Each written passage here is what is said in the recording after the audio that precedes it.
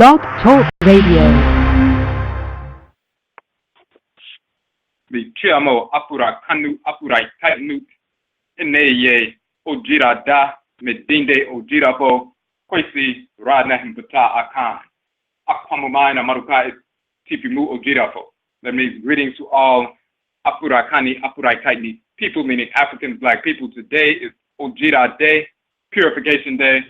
My name is ODWIRA Kwesi Radnahimpata Akan, ODWIRA of the Akwamu Nation in North America. Yet I say we thank you for tuning in once again to the broadcast. We had a little delay with the broadcast, so we apologize for that. We're getting things back up and running. So we're going to place some links. We're going to open up the chat room in a minute. And things are coming together. For the individuals who are new to the broadcast, we have 3 broadcasts on a weekly basis. We have Akan for Nanasom, Ancient Authentic Akan Ancestral Religion on Joda on Monday night.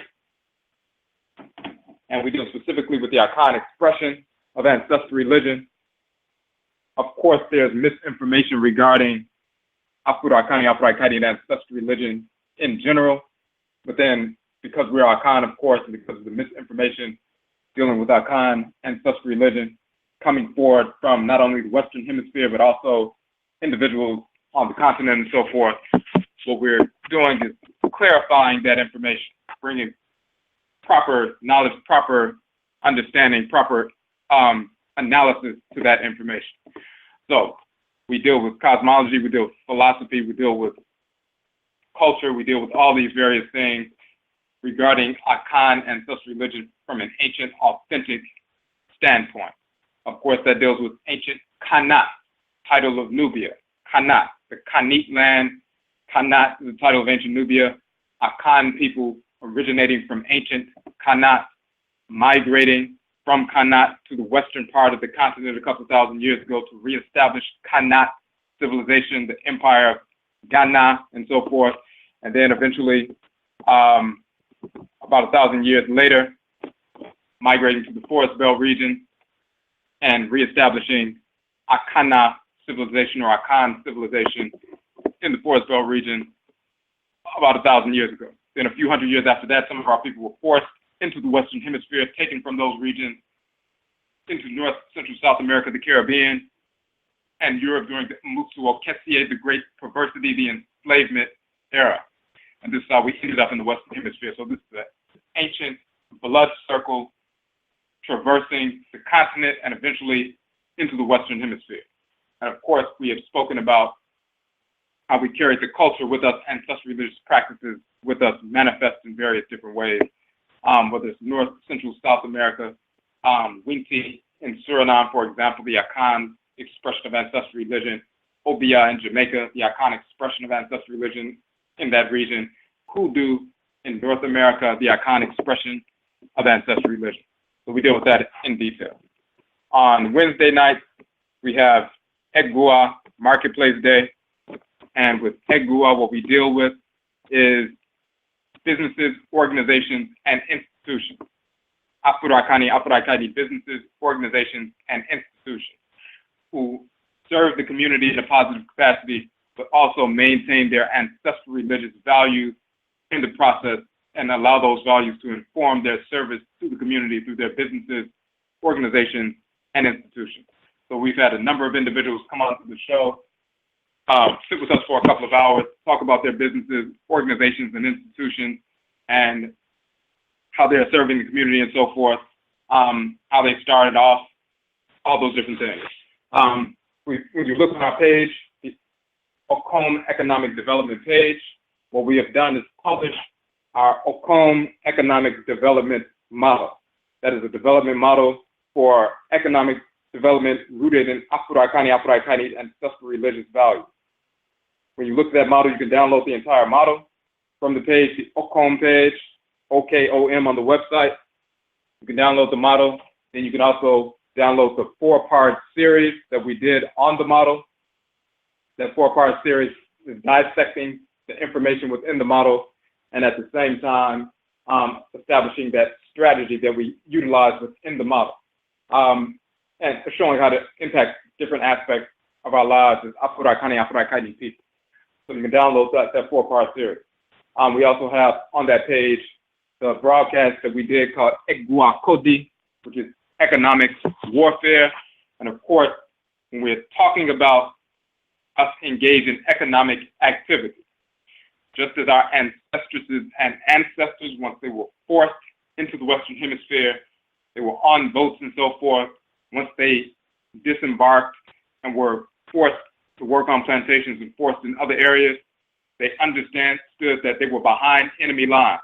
So any exchange of information, any exchange of materials engaged based on the reality that they were operating behind enemy lines.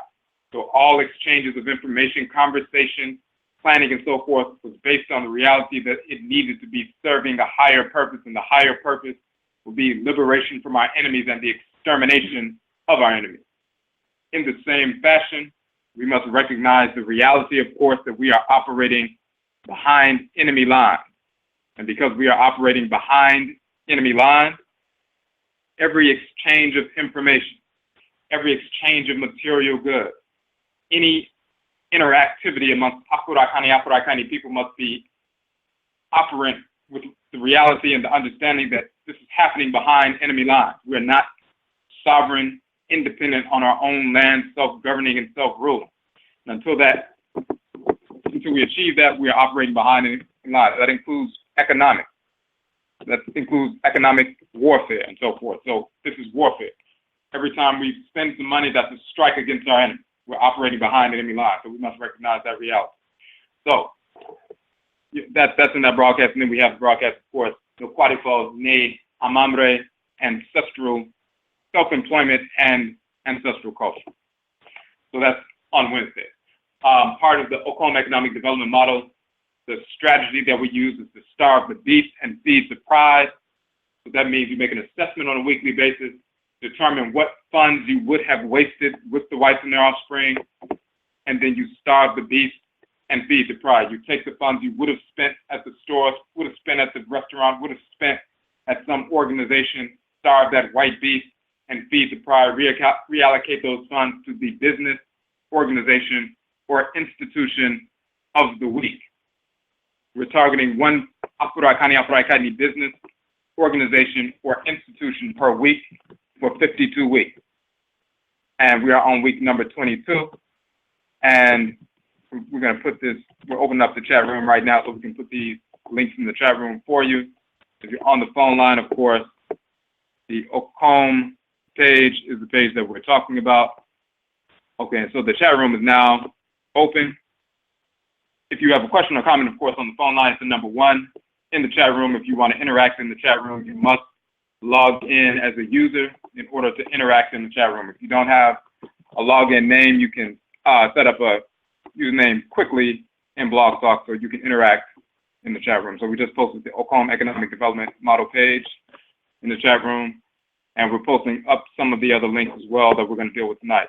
The business of the week, this 22nd week, is Asase Heals, Natural Blends for Good Health, owned by Ama Asase Ajay. So she will be on the show tomorrow talking about her business. But when you see the Okom Economic Development page, you will see the list of businesses, the links to their website, as well as the links to the interviews that they did with us on the radio program, talking about their business, talking about their philosophy, talking about their service to the community. We're targeting one business per week, organization or institution per week for 52 weeks for optimal capital infusion. So in this fashion, you take that $5 or $10 you would have spent at Target or Walmart or McDonald's or wherever and reallocate it, starve that white beast and feed the pride, the business of the week, whether you're giving a donation or accessing products or services. Of course, if 1,000 of our people did that, that's a $5,000 infusion of capital. If 1,000 of our people took $10, starved the beast and feed the pride, then that's a $10,000 infusion of capital for a Black business in the course of a week. If we do not do this, then by default, we are financing our oppression. We are financing our absolute enemies, the whites and their offspring. White Asians, white Europeans, white Americans, white Hindus, white Arabs, white pseudo-Native Americans, white Hispanics, white Latinos, and so forth. We are financing our own oppression when we do not starve the beast and feed the prize. When we starve the beast and feed the prize and see thousands of dollars go directly from our hands to our own people, as opposed directly in the pockets of our absolute enemies who despise us. So, when that money goes into the hands of our people, in the course of 1 week, the community supports and gives thousands of dollars to one black business. They can expand their business, serve us at a greater capacity, provide us with the products and services that the white businesses we were accessing those products and services from. We can simply access them from the black business because now they can expand and they can hire people within our community so that they can serve us at a greater capacity and feed themselves and feed their families and so forth. So this is what we're doing with the Okom Economic Development model page on the Egua Marketplace show. And of course, today is ODWIRA, purification. ODWIRA means purification in the Akan language, the tree language of the Akan people, but Jira also means purification in the language of ancient Kamit because it is the same derived term. Jira means purification. It also means the celebration of purification. You'll also find that Jira is the celebration of purification. The ODWIRA is the New Year celebration for many Akanfo on the continent today, as well as, of course, we celebrate a 7-day New Year celebration, which this year will be September 16th through the 22nd. It always varies between the 16th through the 22nd or September 17th through the 23rd. The first day of the autumn equinox, Atem and Atemet equinox, is the first day of our New Year. And of course, we are in the year 13,015, so September 22nd will be our New Year's Day, the first day of 13,016. And of course, we do not track time based on the fictional cartoon homosexual character Jesus, who never existed, of any race whatsoever at any time or in any form. We're in the midst of a 26,000-year cycle astronomically, hence the year's beginning with 13,000. So, Jida means purification. It also means the celebration of purification. We always talk about purification operationalizes Nana song. Purification operationalizes Afurakani, Afuraitkaitnit, ancestral religion. And in essence, of course, ancestral religion is the ritual incorporation of divine law and the ritual restoration of divine balance. So when Afurakani, Afuraitkaitnit people or African people, black people, talk about ancestral religion, we are talking about the ritual incorporation of divine law and the ritual restoration of divine balance. That means through ritual, we incorporate those things, objects, deeds, and entities we need to incorporate in order to harmonize our thoughts, intentions, and actions with divine order. And through ritual, we reject those things, objects, deeds, and entities we need to reject, to repel, to hate, to repulse, in order to restore balance to our thoughts, intentions, and actions, and realign ourselves with divine order. So these are the expansive and contractive poles of ancestral religion, the ritual incorporation of divine law and the ritual restoration of divine balance. This is how we consistently align ourselves and realign ourselves with divine order, which is the goal. So we can operate in harmony with divine order perpetually. So purification, Jida, operationalizes Nana Song. It operationalizes that process. So on this program, we clarify and bring purification, cleansing, purification, clarity to these concepts, to our ancestral religious culture, philosophy, cosmology, and so forth, so that we can understand how it applies to every aspect of our lives. There's no aspect of our lives in reality that is separate from the ritual incorporation of divine law and the ritual restoration of divine balance. When you understand the reality that we have a kra, a soul, a divine consciousness, a krawa, and our goal is to align ourselves with that divine force dwelling in our head region as Afurakani, Afuraitkaitnit people, and only Afurakani, Afuraitkaitnit people have that soul, divine consciousness, that divinity in the head region. It is our responsibility to align with that force that pulls us in our head region towards thoughts, intentions, and actions which are in harmony with divine order. That simply means that because we are a cell within the great divine body of the Supreme Being, we have a specific function to execute within the divine body. Just like your cells have specific functions to execute within their organs and organ systems, we are cells within the great divine body, and we have specific functions to execute. That is our life focus, or so-called destiny. That is why we exist. Information is encoded within our craft, the divinity that dwells in the head region. And that's why it can pull us and does pull us towards thoughts, intentions, and actions that are in harmony with divine order, meaning in harmony with the divine function that has been written into us, that we were given to execute. Spirituality is about aligning with that force, and therefore aligning with that divine function and realigning with it when we get off track. And when we get off track, and we need to learn what to incorporate and what to reject so that we can get back on track. That is the purpose of ancestral religion. We align ourselves and realign ourselves with divine order through the agency of the divinities, the deities, the ABAYISEM, as we call them in Akan tradition. Through the agency of the deities, the ABAYISEM, and the Nsamanfo, the spiritually cultivated ancestresses and ancestors. It is through that process that we align with Nyamewa and Nyame, the great mother and great father of the Supreme Being. So, tonight's broadcast, we call ABAYISEM, so-called misnomered witchcraft, its nature and ramifications for revolution resolution. We want to clear these things in real information, give proper definitions, bring clarity and so forth, because people misuse these terms on a regular basis. Very often they associate ancestral religion, Afurakani, Afuraitkaitnit, ancestral religion, with so-called witchcraft, and say that's what it is. It's just a lower level witchcraft. Of course, Afurakani, Afuraitkaitnit, or African ancestral religion, no matter what expression it takes, whether it's that of the religious expressions of ancient Kanat and Kamit, Nubia and Egypt, and their manifestations today contemporarily through Akan and Yoruba and Ebe and Fon and Igbo and Bakongo and so forth, and in the Western Hemisphere, Hoodoo and Juju and Voodoo and so forth, Obia and Winti. These are expressions of ancestral religion, the same foundational principle, the same ancestral religious practice, meaning aligning with the Supreme Being, the Great Mother and Great Father, to the agency of the deities and ancestral spirit. That is what ancestral religion is, aligning with divine order. It is the only religion that exists and ever will exist. Christianity, Islam, Judaism, Hebrewism, Hinduism, Taoism, Buddhism, Kabbalism, Rastafarianism, Moorishism, all of these things are pseudo spiritual practices with no basis in reality. Of course, in our book, Kukutuntun, the Ancestral Jurisdiction, we prove conclusively, and the first to prove conclusively with the proper etymologies, not misinformed etymologies, but with the proper etymologies and proper understanding of the cosmology, that Jesus, Yeshua, Esau never existed, Moses never existed, Abraham, Isaac, Ishmael, Solomon, Sheba, Menelik, Buddha, Muhammad, Allah, Yahweh, Brahman. These characters are fictional cartoon characters who never existed of any race or in any form whatsoever.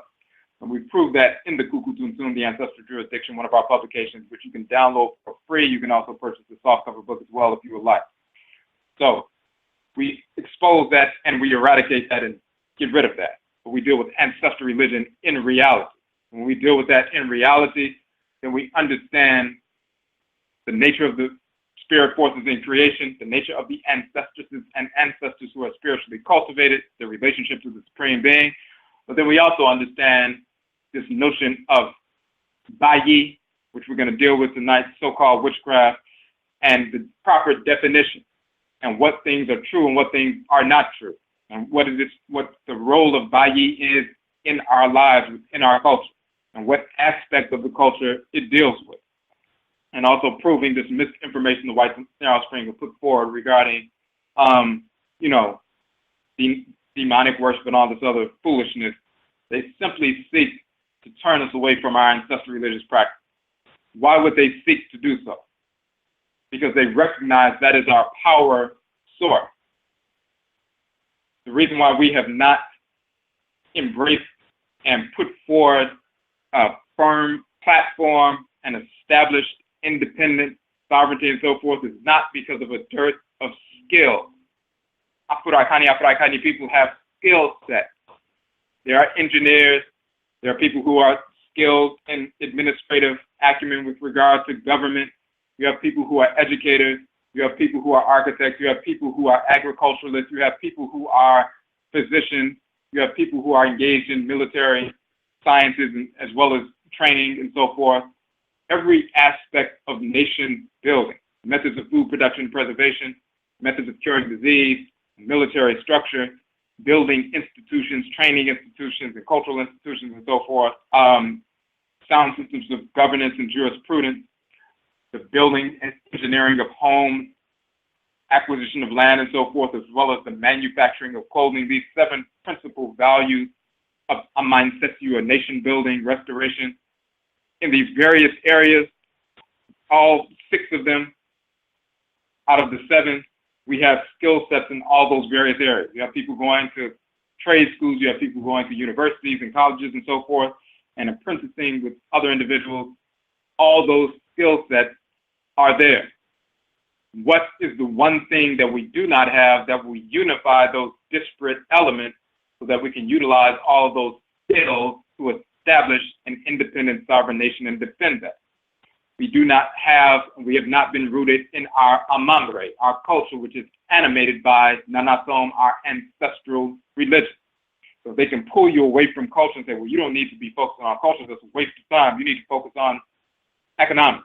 You need to focus on military science. You need to focus on unity and all this other nonsense.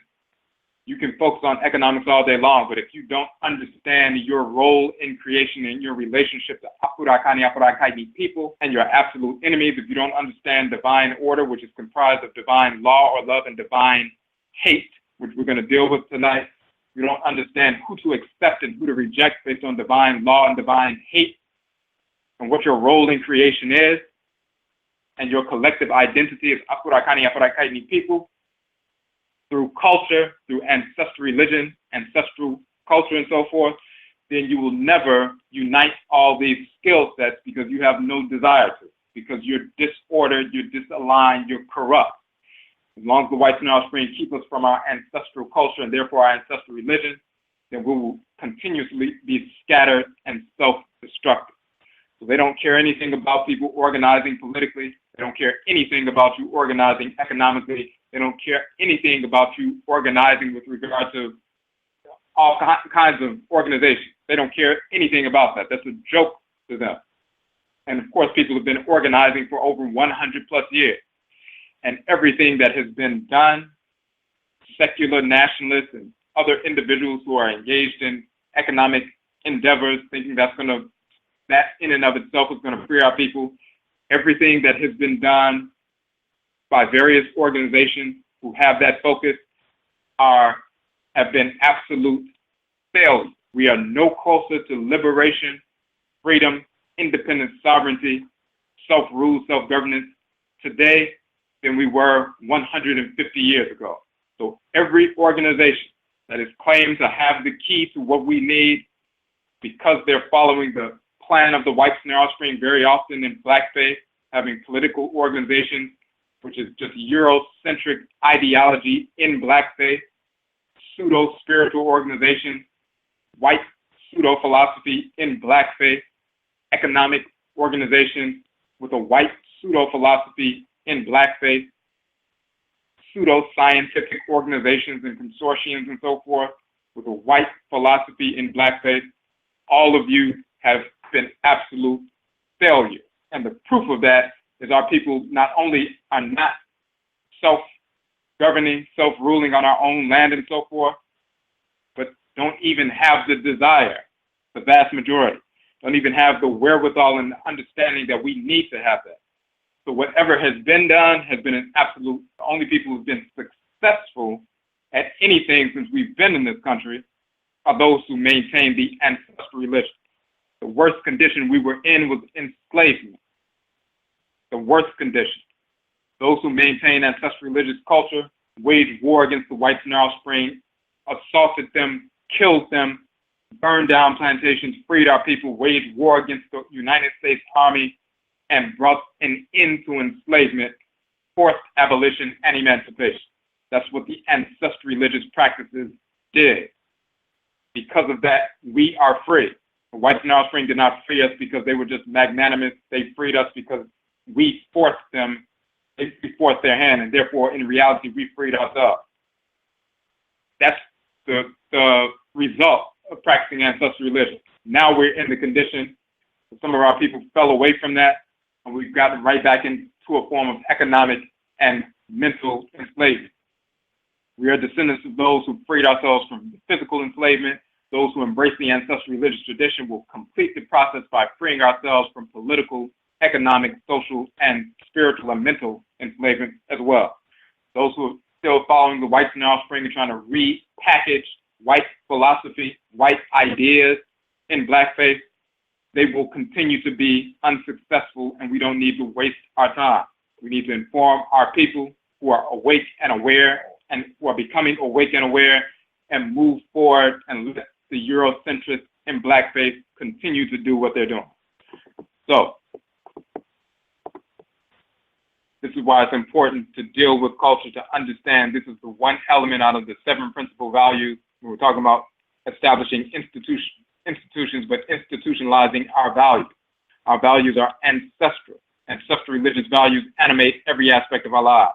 So when you establish those kinds of institutions, then you can pull together all the other disparate elements of nation building to make this thing happen. This is what the whites and offspring never wanted us to get to. They understood that they could not stop the ABAYISEM from communicating with us. The deities communicating with us, the Nsamanfo, the ancestresses and ancestors communicating with us. So the best thing they could do is get us to not listen, even if we hear or see the ancestresses and ancestors stand in front of us and give us direction. Go here, go there, get this herb, get this plant, utilize it for chemical and biological warfare to wipe out your enemies like we've done in the past. We see them, hear them, feel them, and then we would reject them and say, well, no, you must be an evil spirit because you're not Jesus, so I'm not going to listen to you. They can't stop them from coming to us, so they would try to get us, brainwash us into not listening to what our Nsamanfo said, not operating and acting upon what the ABAYISEM motivate us to act upon. So when the ABAYISEM, the forces in nature, the deity, motivate us to get up and kill these white perverse beasts, these cops who are murdering our people, and we have an overwhelming desire to kill them, hunt them down, and kill them, blow their damn brains out, the whites and offspring can't stop that motivation. So therefore, if they can brainwash us from childhood to say, well, if you have any desire whatsoever to kill our enemy, therefore that must be the devil, so you can't follow it, because if you follow it, then you're going to burn in hell and your family's going to burn in hell and so forth. So you must suppress and reject what the divine forces in nature are directing you to do. And they direct our people to execute our enemies, cut our enemies down, hunt them down, execute them, and exterminate them for trying and being effective at killing our people and murdering our people. So they don't want us to embrace culture. It's why they put forth these fake religions. But of course, that's all changed now because our people are embracing ancestral religion in droves. So the next piece is the whites and offspring seek to pollute the understanding of ancestral religion. They seek to invade wherever they can ancestral religion. People who practice real ancestral religion, there's no such thing as a white individual, whether they're a white Hispanic, a white Latino, a white pseudo-Native American, white European, white Hindu, white Arab, white Asian. None of them can practice ancestral religion.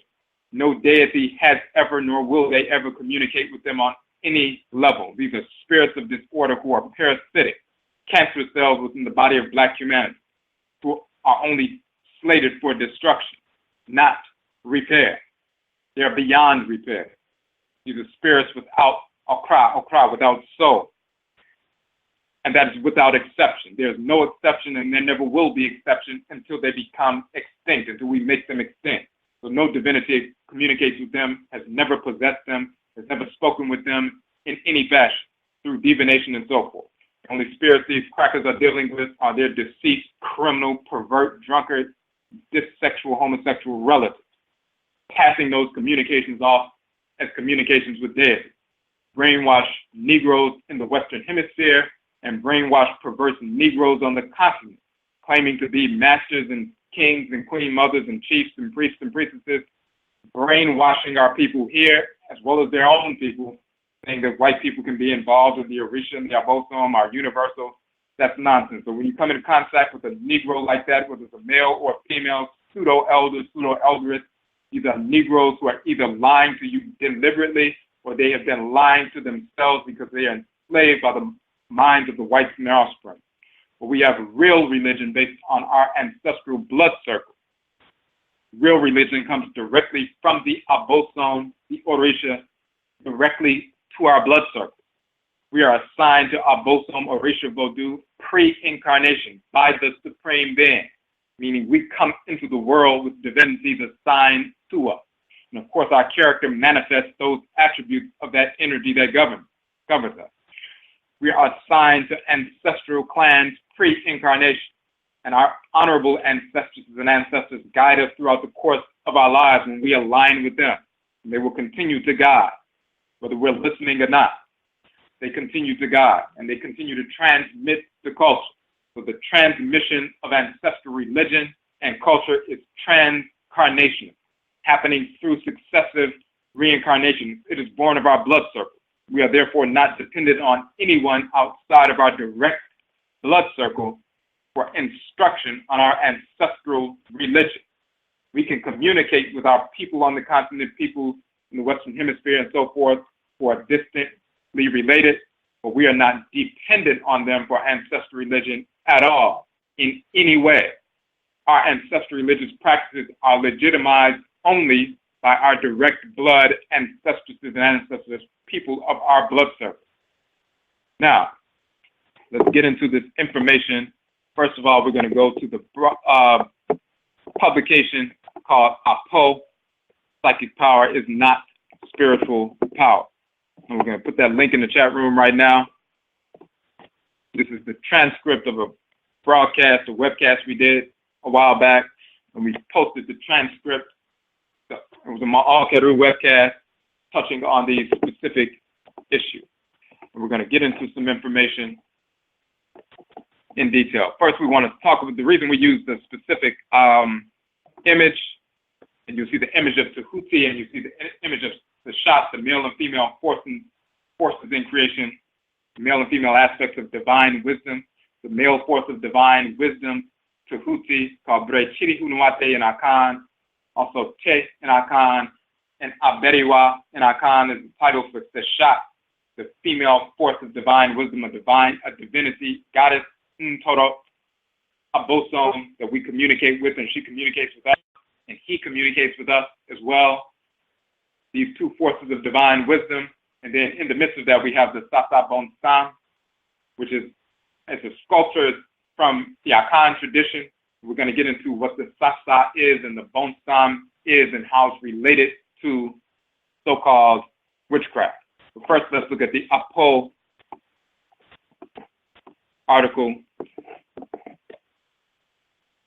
And we just posted that in the chat room.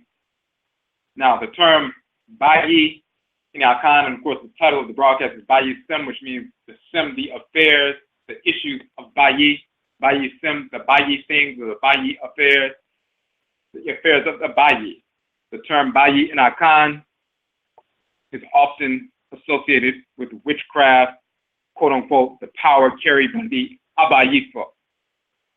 However, Bayi is most properly defined, and this is the same term as Ajay in the Yoruba tradition, of course, is most properly defined, Bayi, as an often ancestrally inherited ability by Afurakani, Afuraitkaitnit, to see, hear, communicate, perceive, and project beyond the physical senses through a connection with a certain class of Afurakani, Afuraitkaitnit ancestral spirits, other discarnate Afurakani, Afuraitkaitnit spirits, nature spirits, and or through the Abosom, the goddesses and gods.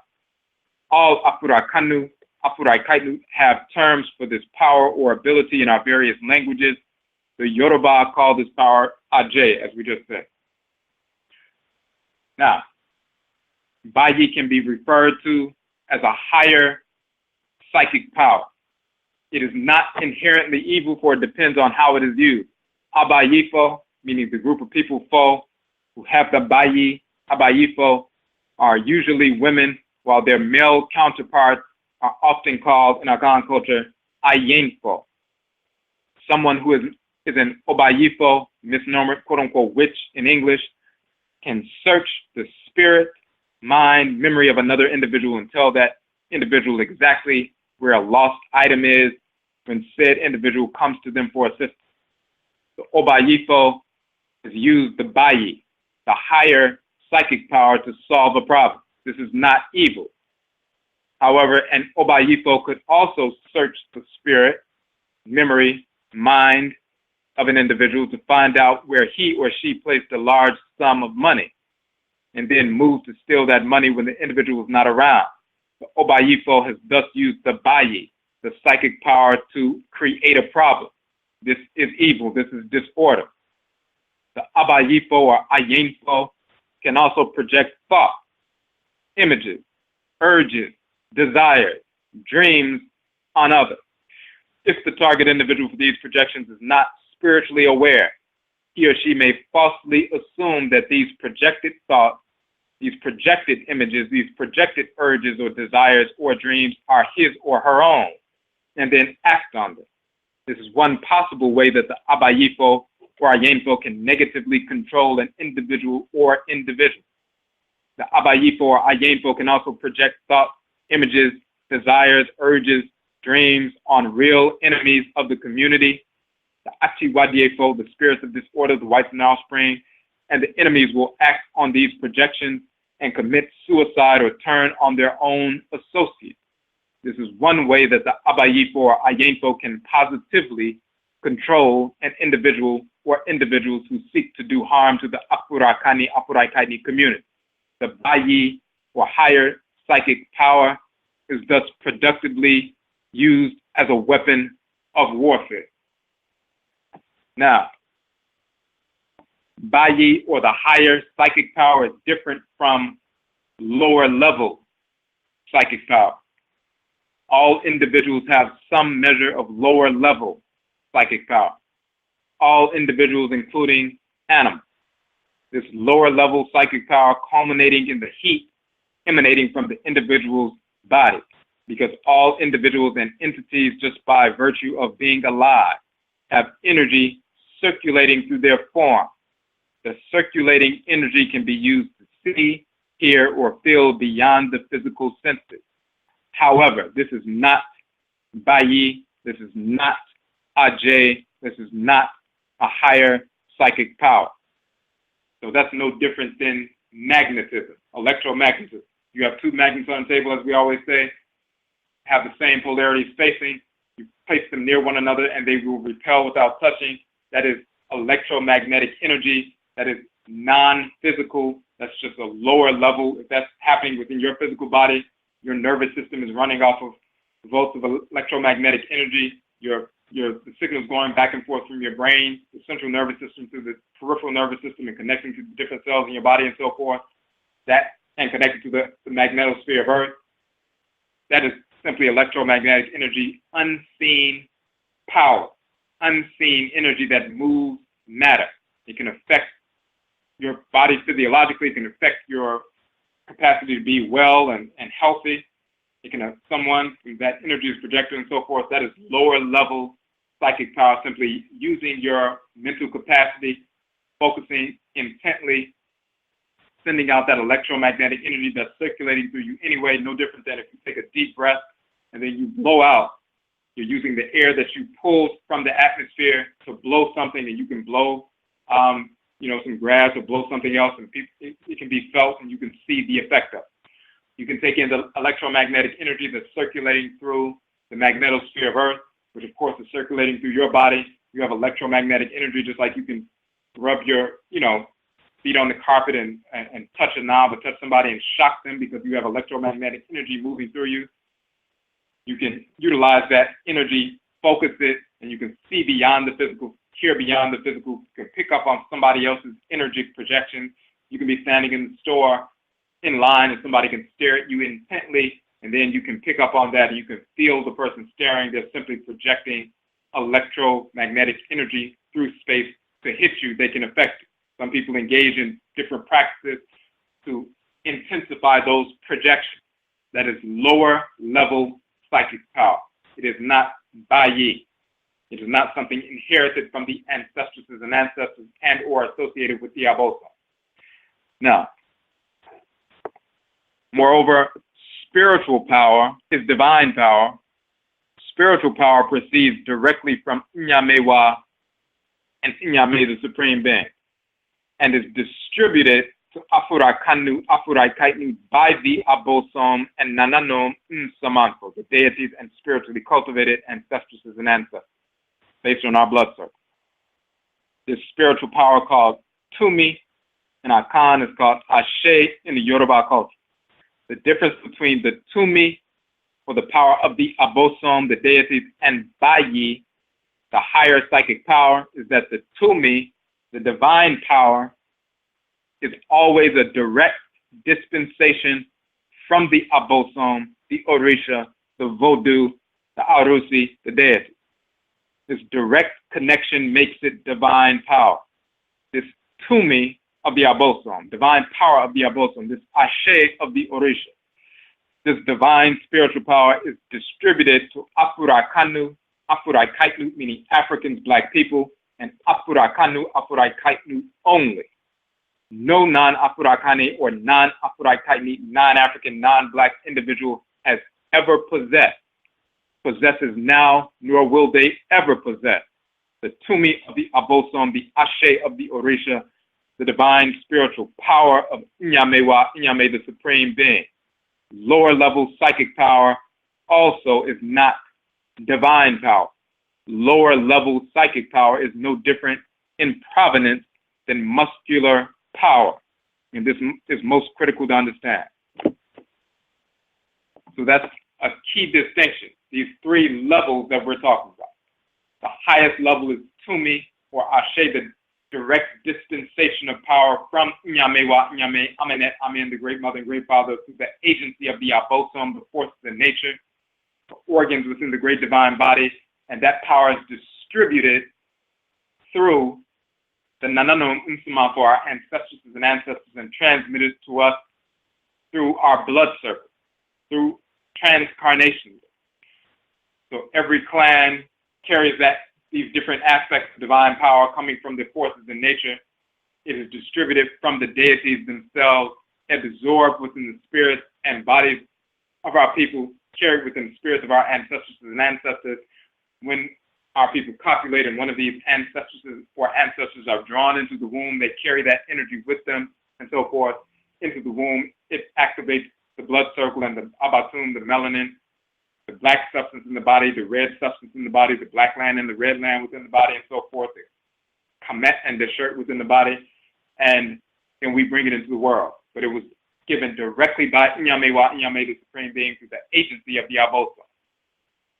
It's given through the agency, just like the ABAYISEM are different organs within the great divine body. The Supreme Being is the great divine body. The energy permeating the divine body is the Ba and the Ba'et, the divine living energy of Ra and Ra'et, the Creator and Creatress. And then it's distributed amongst the children of Ra and Ra'et, which are the dead. And they have their own kind aspects of that energy. The fiery energy for fiery deities, the watery cool energy for cool divinities, and so forth. And then they distribute that through their cells, their children, which are our ancestors and ancestors, as a direct dispensation. That's the Tumi of the ABAYISEM, the divine power of the divinity. Then you have the Bayi, a higher psychic power, seeing beyond the senses, hearing beyond the senses, but it's connected to the energy of our direct blood ancestresses and ancestors. And sometimes there's a connection to the ABAYISEM as well.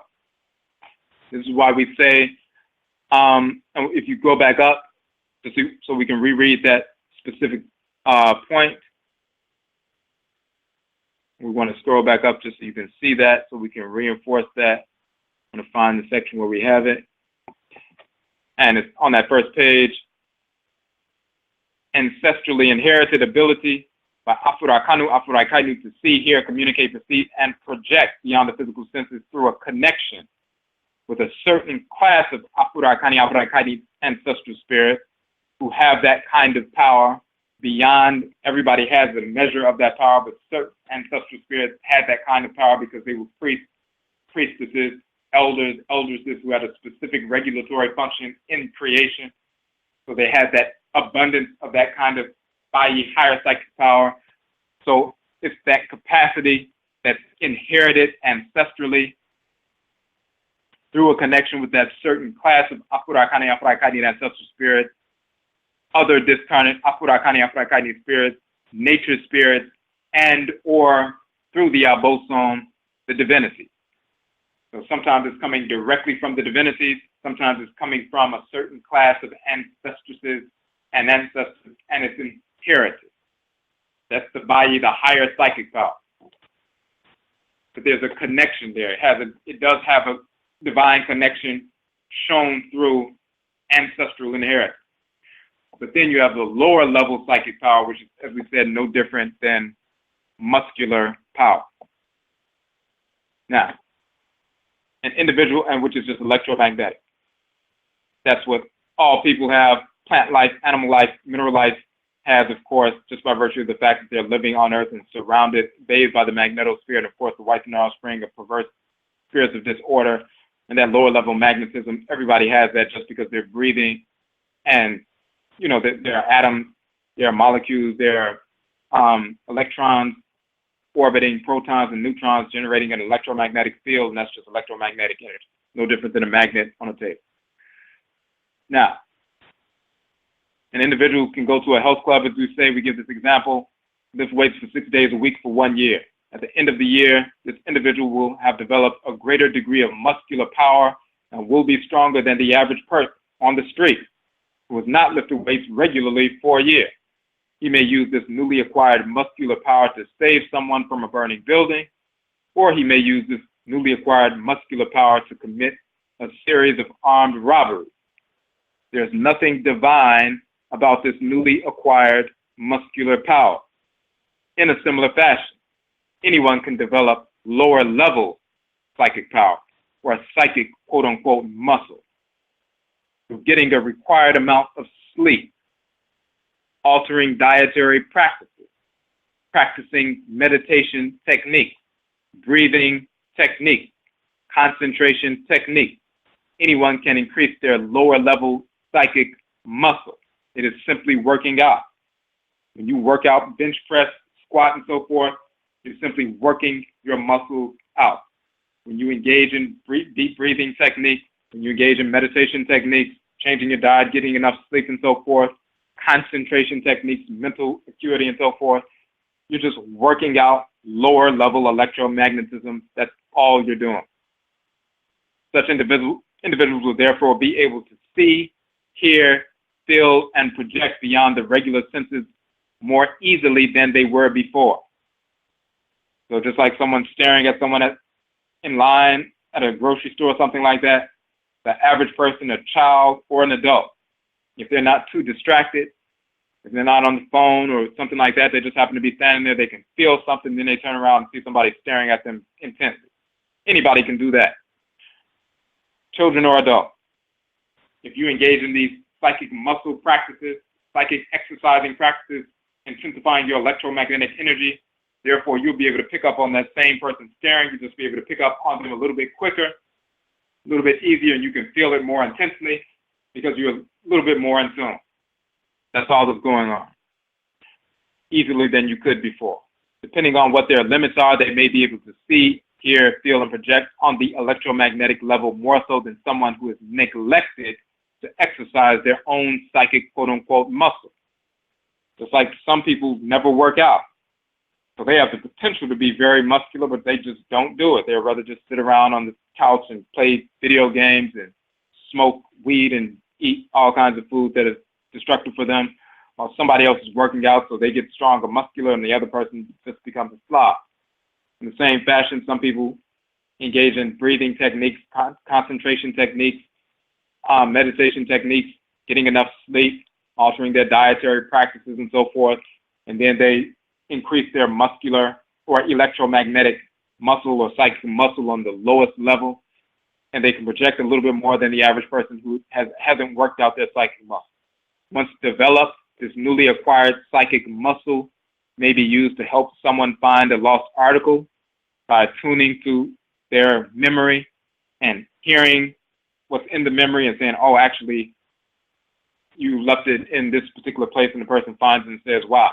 But all they did was attune to the person's memory. No different than going in your computer, going into the memory, finding some old document, and remembering, oh, that's what was in that document.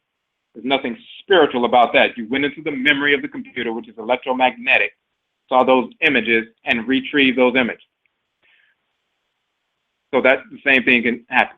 They can help someone find a lost article, or maybe used to manipulate someone into having sex.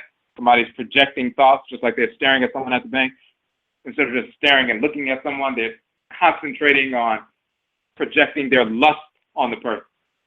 And the person picks up this lustful energy. If they're distracted, they're not focused, they don't realize that someone is projecting that lustful energy on them, they may assume, oh, I'm having these desires all of a sudden, maybe I should get with this person. So you have some people projecting, trying to manipulate someone into having sex, or embrace a false belief system, projecting fictional cartoon characters like Jesus and so forth, hear, see, feel, or communicate with a deceased relative or a discarnate entity. There's nothing divine about this lower level psychic ability, just as there's nothing divine about lifting weights and developing increased muscular ability. This lower level psychic ability is merely sensory, just as smelling, tasting, hearing, and seeing are sensory. And that includes communicating with, on the lowest level, just an average deceased relative. Just like you can communicate with somebody over the phone, just like you can communicate with somebody if they're in another room and you yell out their name.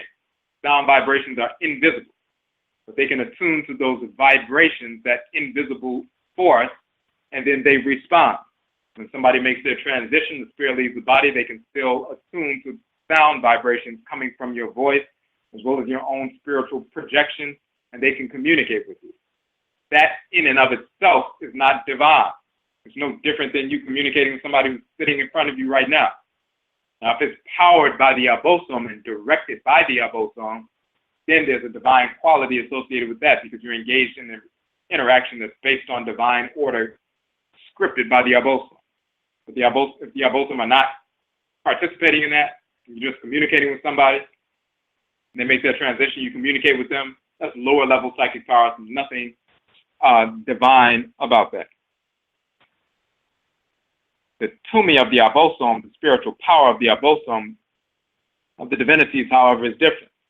Afurakani, Afuraitkaitnit are the only people who have had, do have, and will ever have access to the tumi of the ABAYISEM, the ashe of the orisha, the divine spiritual power of the forces in creation. This is because the tumi of the ABAYISEM, the ashe of the orisha, is power which is inextricably tied to Nyamewa, Nyame, and Sheshe, divine order. It is divine power which can only support divine order. It is divine power distributed by the ABAYISEM, and the ABAYISEM cannot, have never, and will never implant the divine power in a disordered vehicle. The abayifo, the spirits of disorder, the whites and their offspring. As spirits of disorder, therefore, they do not have access to tumi, to ashe, to divine spiritual power. They have never had access to it, and they never will have access to it. There's no such thing as a Caucasian, Asian, Indian, so-called Native American, or any other non-Afurakani, non-Afuraitkaitnit receiving tumi or receiving the ashe of an ABAYISEM, orisha, vodou, and so forth. Any one priest or priestess, Akomfo, ABAYISEMfo, Babalao, Mamisi, Hungan, Amengeshi, Bokonon, Dibia, Olorisha, who says otherwise, is a liar, and you must separate yourselves from them. They can lie wittingly or lie unwittingly. It does not matter. It is an absolute lie.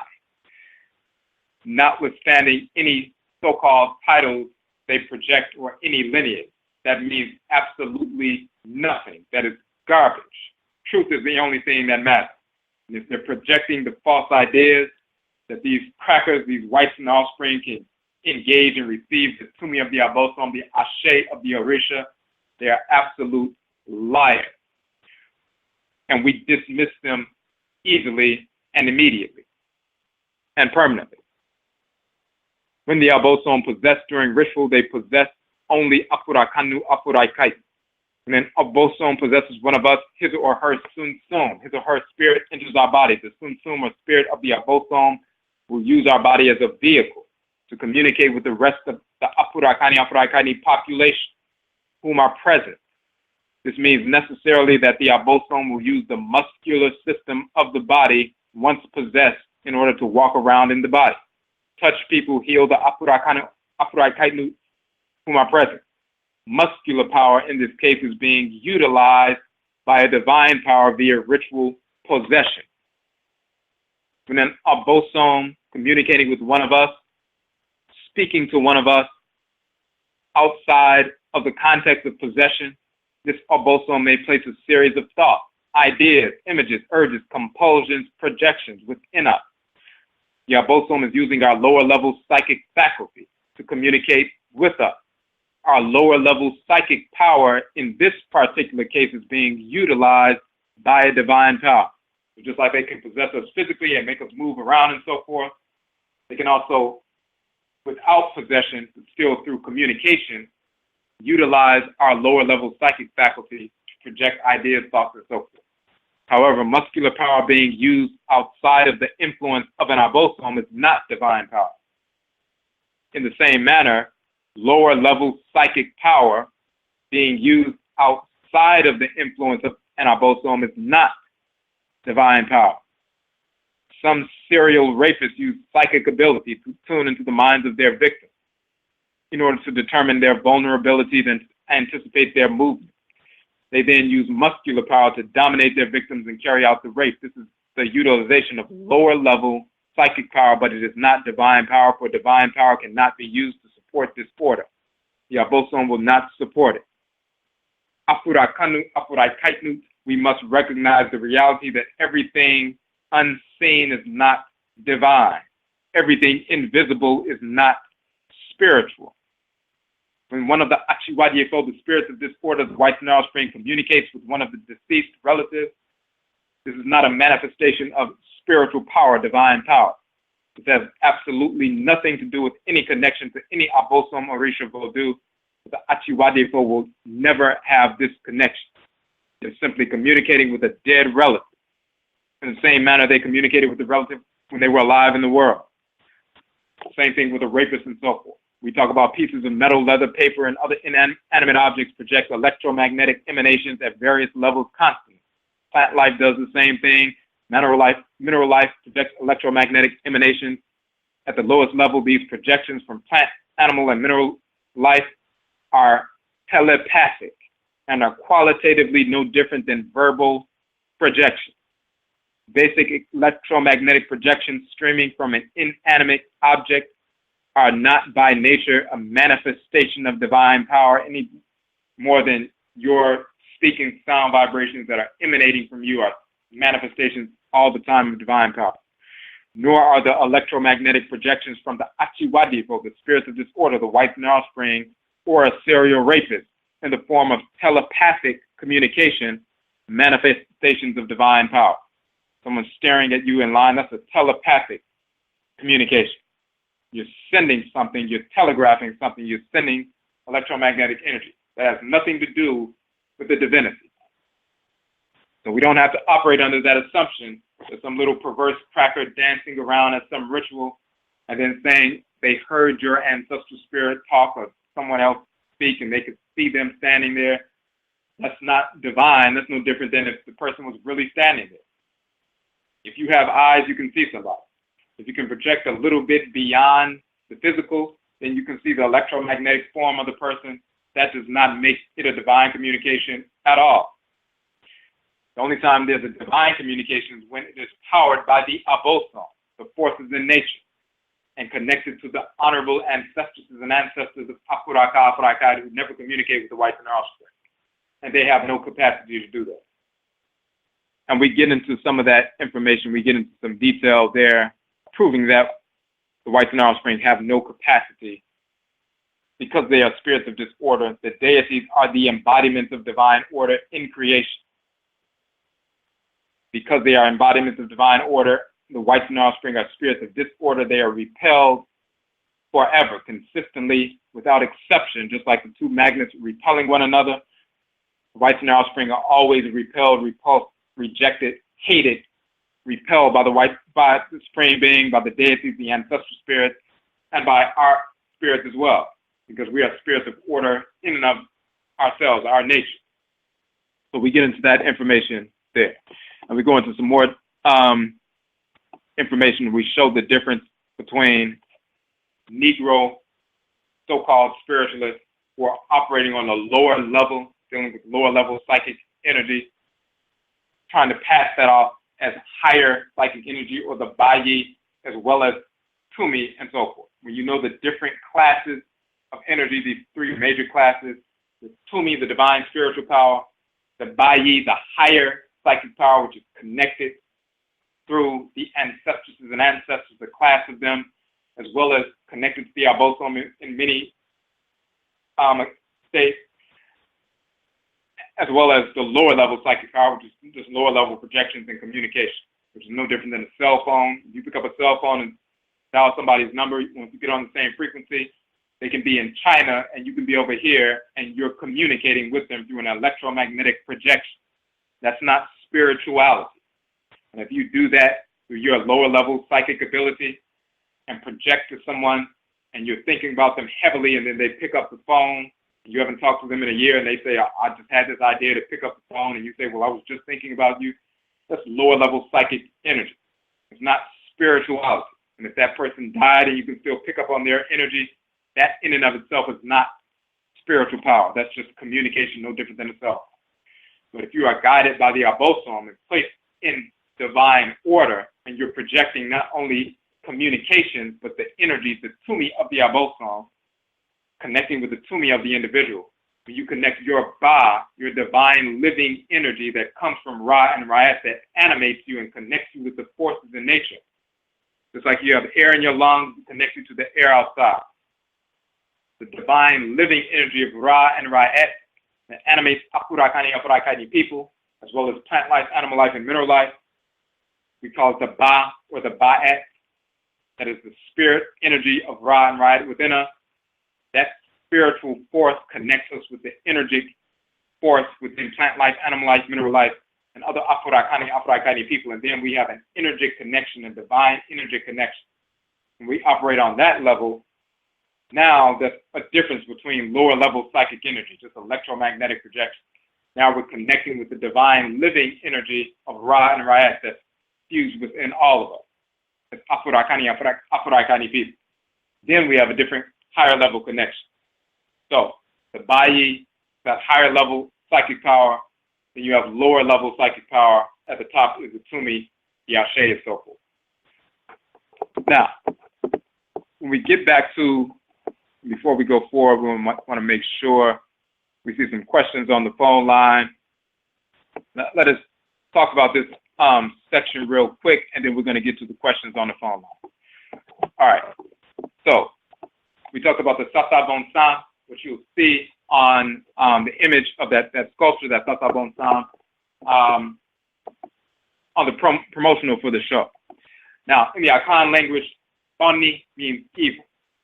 Bani means evil, just like in ancient Kamit, Bani means evil. Sam is short for saman, or spirit, talking about discarnate spirit. So Bonsam means an evil spirit. So Bonsam or Abonsam, which is different from Abosom. Abosom is different from Abonsam.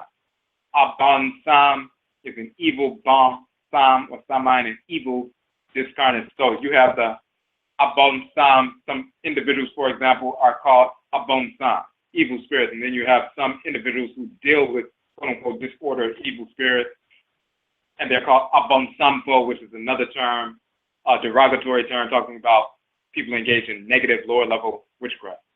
So, Bonsam in itself, evil spirit, and then you have Sasa bonsam, that's that entity there.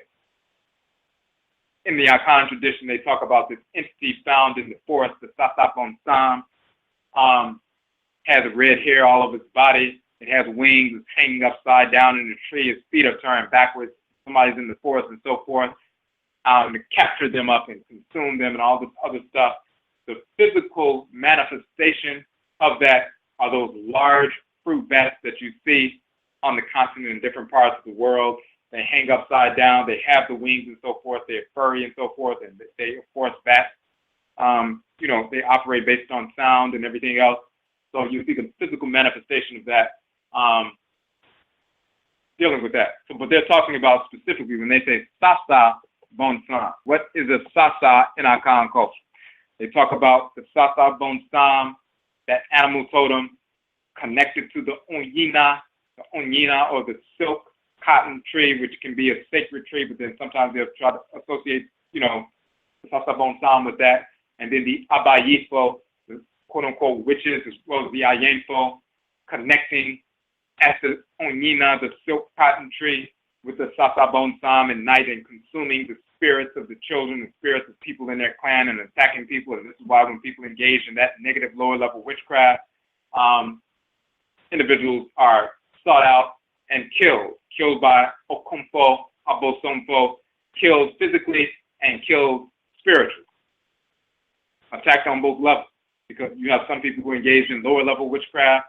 They may have had some Bayi with them, but then they fell into some lower level witchcraft, and they're trying to attack people, not just physically, but attack people spiritually. It's like the two magnets can push one another across the table. There's pressure, there's energy that can move something.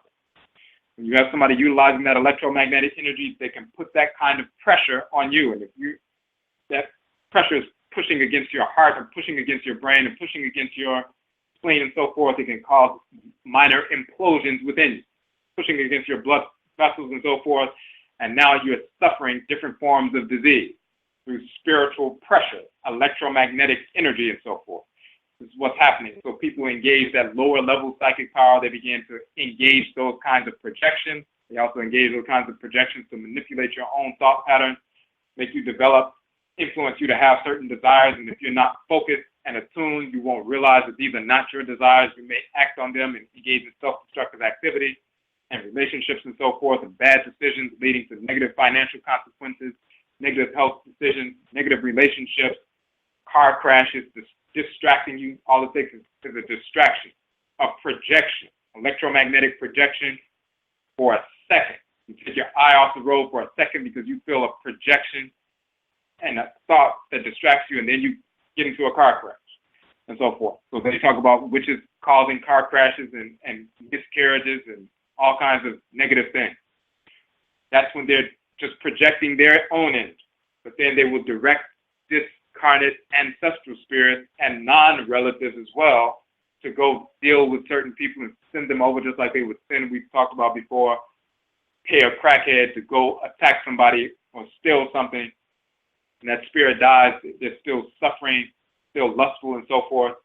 They'll say, go and attack this person and go listen to what this person is saying, or go, project something on this person. If you do that, I'll kill an animal for you and release that blood. And once that blood is released, there's a surge of energy that's released when the spirit of the animal separates. That short release of energy is enough for that discarnate spirit to feed upon, and that's all they need. They get high off of that, just like when they were alive. That short burst of energy, lasting between 5 and 20 minutes from crack, is enough to get them high and addicted, and that's all they live for. They will reject food and everything else just to get that high.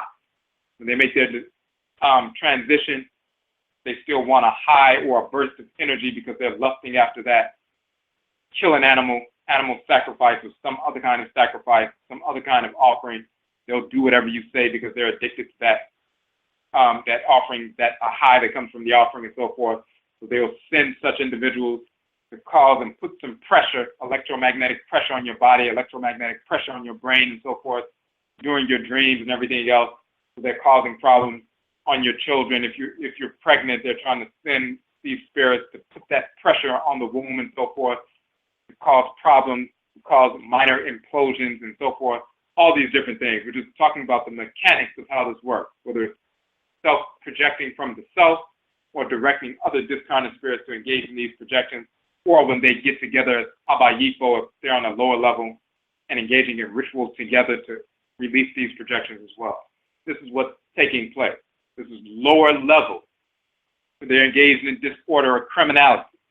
They even drop under abayifo and become sasabonsam, and so forth, engaged in criminality, and this is why we would kill those individuals, execute these individuals, because they create all kinds of disorder in society. When somebody is operating with the Bayi for real, no different than the Ajay and the Yoruba tradition, dealing with the Bayi on the higher level, then they're utilizing this higher psychic power to project beyond the senses, project proper thoughts, intentions, and actions to heal, move people forward, deal with healing, as well as attacking our enemies, the whites and their offspring. And then those attacks are guided by the abosom. They utilize that Bayi energy, as we talked about before, just like the abosom can possess somebody and utilize their body to move around and connect with the community. They can also utilize their Bayi function. So those projections beyond the physical, beyond the sight and hearing and so forth, they use those projections and those electromagnetic projections in connection with divine power to affect a result that brings order to a specific situation. So this is what's being talked about. When we talk about Sasa, and you can go quickly just so we can define this and you can get this definition. We'll put the link in the chat room real quick. The name of our article that we published, origin of the term Nsamanfo in Kamit. So the term Nsamanfo, the root is Samain, in discarnate spirit. You'll find that term Samain or Samanu in ancient Kamit, meaning the exact same thing, because of course the language of the Akan people is directly derived. We're not going to go through the whole article. We just want to get to the point where you can have a reference for the term Sasa. And we want to find that page. So as we're talking about it, you'll have a reference point later on to study. Give me a second.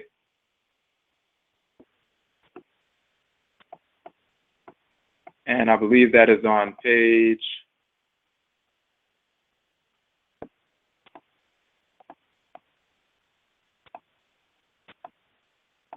just give me one more second. Okay, that's on page 7. So the term men or minni can be to remain, to abide, stable, fixed, permanent, and so forth. In ancient Kamit, men, minni, is also used for a deceased individual because, of course, once they die, they become stable, permanent, fixed in the ground, and so forth. This is why the related term men or mine means a colossal, like the colossal statues and so forth you see in ancient Kamit. So then you have the term sa, mine. Sa means is a causative prefix in the ancient language of ancient Kamit. Sa, mine means to make or to become. Sa, mine, stable, fixed, and so forth. So we went into detail about that in the previous pages. This is page 7. So we had to do through the hieroglyphs for that and everything else. So we don't have to go through all of that. But the key is sa, mine, to make, sa, mine, stabilize, grounded, and so forth, talking about the deceased, the body being grounded, the body being fixed, the body being mummified, made permanent, abiding, stable, grounded, fixed, and so forth.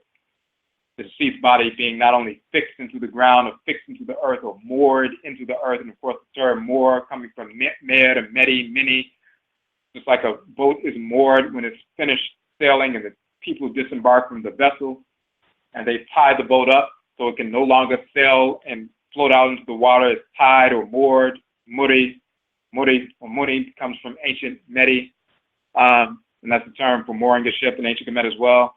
We dealt with that in our book, Moor Means Dead. When the person dies, the body is a vessel, just like a ship.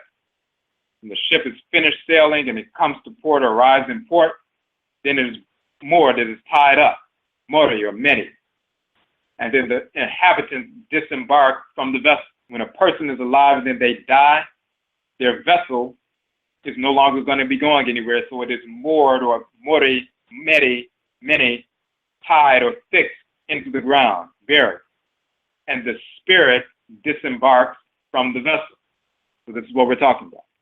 So the body now becomes fixed, it becomes grounded, it becomes moored, it's fastened and so forth. It is permanently in the ground now, stable, permanent, abiding, fixed, moored, grounded, all of that. Men, many, mine, and so forth. The prefix sa means sa, mind, to make sa, mind, to make something fixed, to make something permanent, stabilized, grounded, and all of that. So this is the root term saman. And this is why the deceased spirit is saman, that which is made to become fixed or stable, deceased, and so forth. Memorialized, another term for mind, a memorial, colossal statue, a memorial of the deceased, and so forth, saman. And this is where we get Nsamanfo in the Akan language. So we go into detail about that. However, this is the key we want to get to. Like the unfastened boat that floats aimlessly away from the port of the west, because if you don't moor the boat, it just floats back into the water and then it crashes into rocks and everything and is destroyed. So what we're saying, the deceased individual spirit, when returning to the spirit realm, becomes mind or samai. He or she is stabilized, mind, grounded, mind, moored, memorialized, mind, samai, mummified, mind, meaning made permanent. To mummify, mind, is to make one permanent, abiding, stable, grounded mind. It is to make one, to make sa, or to cause sa, mind, that's permanent, samai.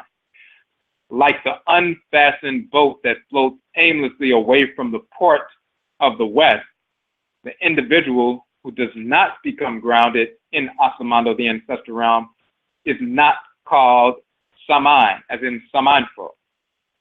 Instead of being called saman, or to make sa, mind, fixed or grounded, they're called sasa. Sometimes it's pronounced sesa. The mind aspect is dropped from saman, and the sa or sasa is all that remains. This means that the stabilizing, permanent, grounded aspect of the spirit, the mind aspect, is absent. Without such grounding, the sa or the sasa spirit is aimless, earthbound, wandering, deranged, floating, and so forth. Let me go up real quick, because when you look above that on page 6, this is what we say, to go even further. There are some spirits who, for various reasons, do not make a smooth transition to or settle harmoniously within the ancestral realm, Asamando, upon death. Such discarnate spirits thus remain earth-bound. Some are found to be lingering around the place where they died or were killed. Some attempt to harass, quote-unquote, haunt the living members of their family or other people who are spiritually receptive. These spirits are often translated as bad spirits, quote-unquote, are called Sasa or Sasa in Akan. The term Sasa is defined as loose, disorderly, deranged. This defines the behavior of the spirits of those who have died yet have not become grounded in Asamando amongst the community of Nsamanfo. They are often wayward, aimless, unstable, and discordant. So this, and then this is why we further define why is the sa or sasa, sisa, disorderly, deranged, and so forth, because the mind aspect, the grounded, moored, fixed, permanent, mummified aspect is not there. So the mind is missing, and instead of having saman, you have sa or double sesa, sasa, meaning wayward, deranged, loose, disorderly, and they're all over the place. Sometimes you have those people who are like that in life, and they make that transition.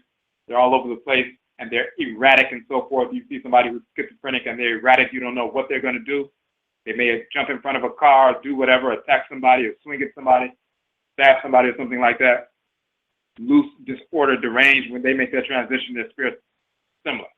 Some of our people are not on that level, but they're still disordered, deranged, wayward, aimless, don't know which way to turn, depressed, full of anxiety, suffering, and so forth.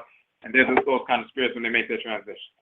Those are the type that are conscripted by those who are engaged in lower level so-called witchcraft, misusing the energy they have been given, that they have inherited, and so forth, and they begin to operate. And when people derisively refer to them in a negative context, abayifo or bonsamfo, ayenfo, and so forth, and sometimes misusing the term aj to refer to such individuals because of the things, the capacity that they have, then they conscript certain individuals, these kinds of wayward spirits, to do the work for them.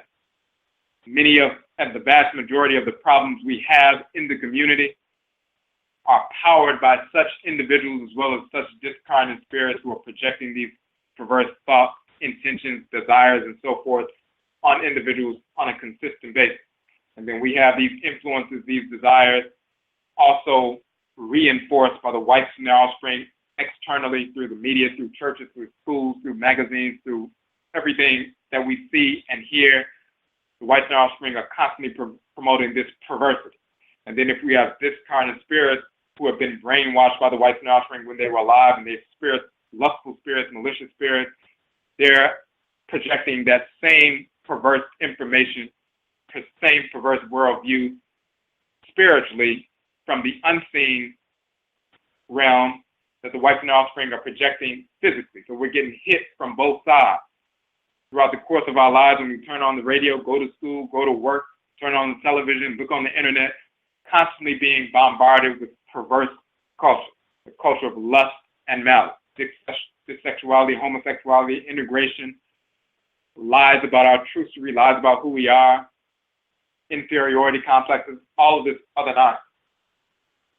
And then these perverse spirits who are brainwashed by the whites and their offspring, and some of them criminal, they're projecting and reinforcing this from the spirit realm, and we're assuming that these thoughts are ours. But when you're grounded and engaged in ancestral religious practice and you align with your Akra, you repel such individuals instantly and easily. Your Nsamanfo, when you align with them, they're your family first line of defense, and they repel such individuals easily, just like if you had a house and you had a bunch of your relatives in the house, and some fool tried to come into the house talking crazy, you would destroy this fool. And the same thing happens with regard to spiritual. Some wayward, criminal type spirit, just wayward, self-destructive, anxious spirit, moving forward like that. And when you develop a strong relationship with your Nanano Nsamanfo through the agency of your ancestral shrine and communication and so forth, that first line of defense repels such individuals constantly in the home and even when you're out and about and so forth. And of course, when you align with your crowd, that's the major form of defense because you're tapping into your own spiritual power to repel. So this is what we're dealing with. So we wanted to show that because that sasabonsam, not only are people becoming sasa, wayward spirits and so forth, but bonsam means evil spirits or wayward, sasa, evil, bonsam spirit. Because you can have a sasa which is wayward and deranged and delirious, but they're just ignorant. They're suffering, they're depressed and so forth.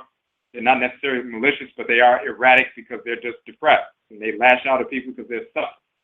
Don't mean any harm. But then you also have criminal sasabonsam, dealing with evil spirit projecting disorder and trying to control and manipulate individuals in a negative fashion. So that's when you see that sculpture is representative of that and individuals who are associated with that kind of negative type energy.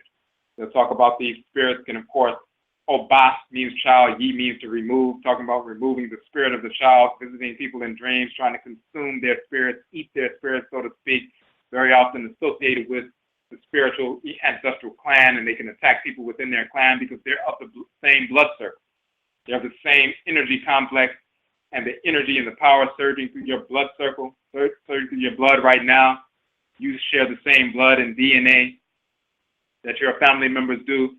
So the energy connected to you and moving through you is moving through the blood circle and the blood of your relatives who are all connected. If you have somebody who's connected spiritually, have an ancestor and ancestress, or a living individual, you all are of the same blood circle, you all have the same character, same disposition and so forth as a clan. But then when they start attacking, everybody in the clan can feel this negative energy because they're part of the same energy. Just like if you have a pain in your knee and it registers and moves through your nervous system, and you can feel it in your head as well because you're connected through your nervous system, through the peripheral nervous system and the central nervous system and so forth. When people are part of the same blood circle, they are connected energetically, and they can feel other members in the clan, just like you can feel something happening with your child, or if you have a twin and so forth, but even just a regular sibling. But it goes beyond that to the people who are connected to the same blood circle because you share the same energy complex. When these people are operating within the clan on a lower level, you're connected electromagnetically, and they start trying to attack and project pollution within the blood circle. It's no different than if everybody's in the pool and somebody projects some pollution in the pool, then everybody who's in the pool can get hit by that pollution. Everybody who's in the house, if somebody begins to smoke, whoever's in that house, if they're polluting the air, then everybody's breathing that same air, and therefore everybody becomes polluted, and they can feel that pollution. Until you take that person out, then the air is going to be polluted, and they pollute the whole clan. This is why we execute these individuals who are constantly, deliberately polluting the energy of the blood circle, not only attacking adults, but even attacking children, trying to consume the spirits of the children, meaning parasitically attaching themselves to the energy, the spirit of the child, and trying to control the child, sometimes trying to kill the children through miscarriage, or even when children are sleeping and so forth, trying to put that kind of electromagnetic pressure on their lungs, on their heart and cardiovascular system and so forth, their brain, and trying to cause problems. So you have Negroes who've been doing that for hundreds of years, thousands of years. But we've always had a backstop against that, just like you have cells in your body that become cancerous. You have an immune system that kills it. Not that you're healthy because there are no cancerous cells in your body. You're healthy because you have an immune system that is constantly killing them on a regular basis with ease. In the great divine body, the body of Black humanity, you have cancerous cells that develop. The ones who escape the destruction and moved up into northern Eurasia a few thousand years ago become the whites and offspring. But even before that took place, you would have cancerous cells developing, attacking the other cells. The immune system cells would crush them. Some of these individuals operating lower level psychic power, engaged in lower level negative manifestations of so-called witchcraft. We typically handle those Negroes on a regular basis, and we still handle them on a regular basis now. Some people practicing the ancestral religion on the continent, as well as in North Central South America, the Caribbean, and so forth in Europe, the ones who have fallen into just engaging in lust and malice, they're dealing with lower level psychic power, dealing with discarnate spirits, trying to get them to do something against someone or get them to do something for them. Since they're engaged with the unseen, then they're saying, oh, I'm practicing ancestral religion. Spirit told me, they told me you did this yesterday and you really did do it yesterday. And people say, oh, they must be dealing with the dead. They're dealing with lower level criminal spirits, passing that off as spirituality. When people see that and see the criminality and see them drinking and getting drunk and smoking weed and using foul language and misusing women, misusing men, and attacking families and so forth, but it's all dealing with the unseen, they say, well, if that's ancestral religion, I don't want to have anything to do with that because all they do is engage in demonic worship and criminal activities and lustful activities.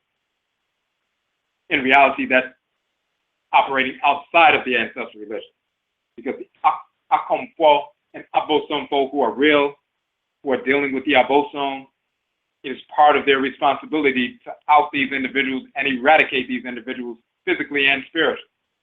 So the people who are dealing with the Abosom, they actually eradicate the criminals who are engaged in this perverse pseudo-spiritual practice. So that's showing that it's not part of the religion. Part of the religion is to eradicate those individuals. The same thing happens in the Western Hemisphere. We get corrupted by the whites and offspring, and the only thing we deal with is lower level psychic power. You have people practicing voodoo, people practicing juju, people practicing Phone and Ebe tradition, the Yoruba tradition, the Akan tradition in North America or Central America, the Caribbean, ODWIRA, and so forth. And then they say, well, all they're engaged in is lower level psychic power, or they'll say the whole tradition is witchcraft. In reality, it's really not. That is the corruption of the tradition that the real priests, priestesses, and other spiritual elders and eldresses work to actually eradicate. So you should be looking at the real people in the tradition, not the ones who are criminals in the tradition. No different than you see some black men engaged in criminality, killing each other, murdering one another and so forth, following along the plan of the whites and their offspring. That doesn't represent black people. Black people are not murderers, drug dealers, criminals, drug addicts, rapists, and so forth. You have individuals within the community who operate according to the culture of the whites and their offspring, and they engage in those practices. But that doesn't define our people. In fact, that's the fact that they're engaged in those practices proves that those are the ones who stepped away from our culture. They represent those who have rejected our innate ancestral culture. In the same fashion, you have individuals who are engaged in perverse practices. That doesn't represent the culture. That represents the ones who have stepped outside of the culture. This is why we have people in place with societal offices to eradicate these individuals. Having shrines set up specifically, you have witch-catching shrines on the continent. Abosombrafo and so forth, in the real sense, those who are really doing that kind of work, not the ones who are passing off misinformation as that under that title. Specifically chasing down the individuals as well as the spirits they work with to neutralize them and eradicate. Why would they do that? Why is there such an office in the culture? Because that criminal activity is not part of the culture, and we prove that. So, the final piece we deal with is the relationship of that with divine order. The expansive and contractive poles of divine order, as we said earlier, is divine law, love, and divine hate. Divine law or love, which are the same terms, governed by Ma'a and Ma'at. Divine hate is governed by Heru, Behudet, and Sechima. That is the immune system within your, as well as the immune and lymphatic systems within the great divine body. That's divine hate, contractive pole of divine order. Divine law is the expansive pole of divine order governed by Ma'a and Ma'at. In the same fashion, you have wisdom, which is the application of what you receive from the divinely ordered, manifestation of creation.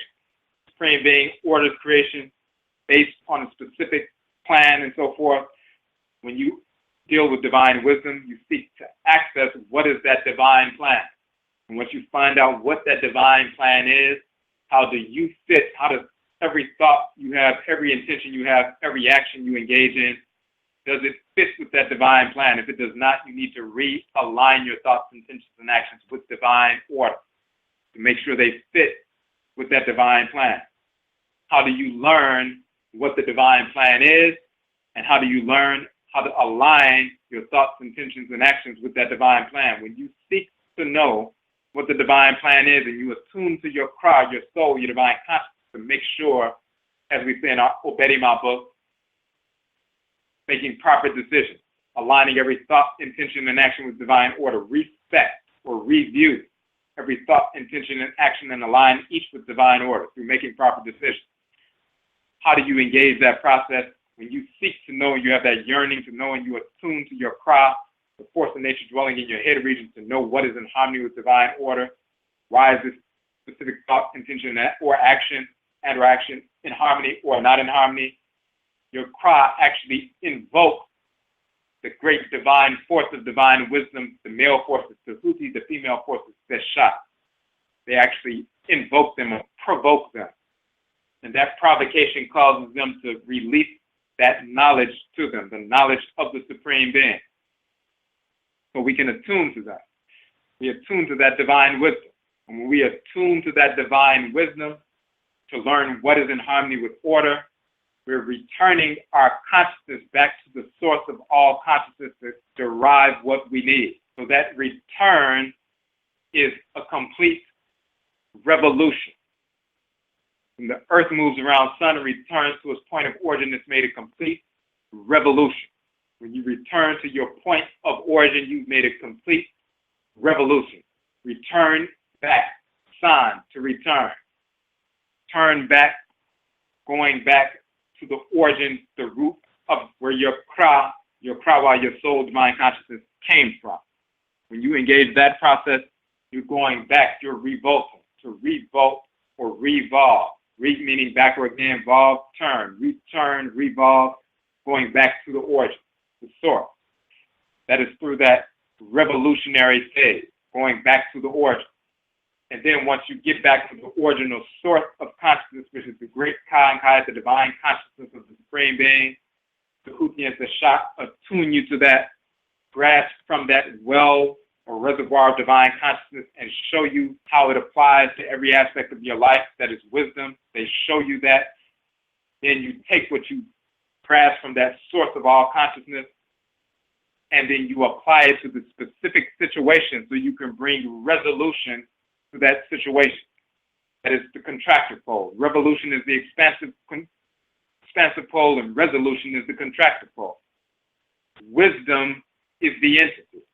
Tehuti and Seshat, the male and female forces that govern divine wisdom. The expansive pole of wisdom is revolution.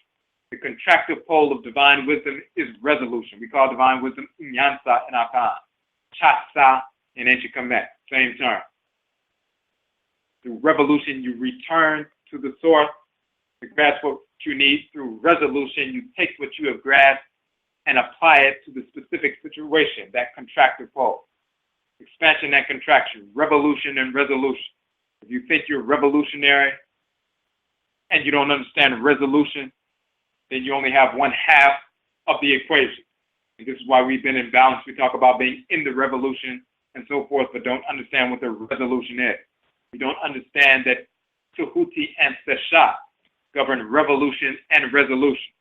And once they direct us properly, then we use what we have been given by them to apply it to the situation, bring resolution to the situation, and restore divine order. That is on every level, including militarily. And this is why you will see in the text the Tehuti attacking the enemy, killing the enemy. Ra says he will send Tehuti to kill the enemy and crush their head. The force of divine wisdom killing the enemy. Killing the enemy is always in harmony with divine wisdom because it is revolution and resolution. So, when you're talking about that, and we talked about how the higher psychic power, the Bayi, the Aj, can be utilized by the ABAYISEM to project beyond the physical senses, to project thoughts, ideas, urges, energy, and so forth, to bring balance to situations. Ultimately, we're talking about Tehuti and Seshat governing that process of using the Bayi, that higher psychic power, for harmonious purposes. That's what its purpose is. When people fall out of that and begin to try to utilize it for lower purposes, then they actually fall out of the Bayi, and then they fall and descend down towards the lower level psychic power, and they engage in a negative process, which we've already talked about. All right, so we have some phone calls, and we have 13 minutes left in the broadcast as far as online. If you're just listening online, actually about 12 and a half minutes, it will cut off online. If you want to listen beyond 11 o'clock, you must call in on the phone line before 11 o'clock hits, because if you're not on the phone by then, everybody who's just listening via the internet, it will cut off automatically at 11 o'clock. Everybody who's on the phone will be able to continue to listen. So you have 12 minutes. So the phone number is 657-383-0635, 383-0635. You have about 12 minutes to call in. And we have some comments in the chat room. And we have some comments and we have some people on the phone line, so we're going to go to the phone line. If you are not able to stay with us beyond 11 o'clock, the information dealing with talking about the Sama, the ancestral spirit, and the Sasa, as we just defined it, the origin of the term Nsamanfo and Kamit, you see that link article that we published on our website. When we're talking about the Bayi and defining that and so forth, and the difference between Bayi and Tumi and lower level psychic power, the work is called Apo, spiritual power. Psychic power is not spiritual power. You can see that on our website as well. You can go to the Nanasom page for that as well. We're talking about in detail the nature of Tehuti, the nature of Seshat, the male and female force of divine wisdom, who function together as a unit. They are husband and wife. And of course, Ma'al and Ma'at are the male and female forces of divine law and balance. They work in concert with Tehuti and Seshat.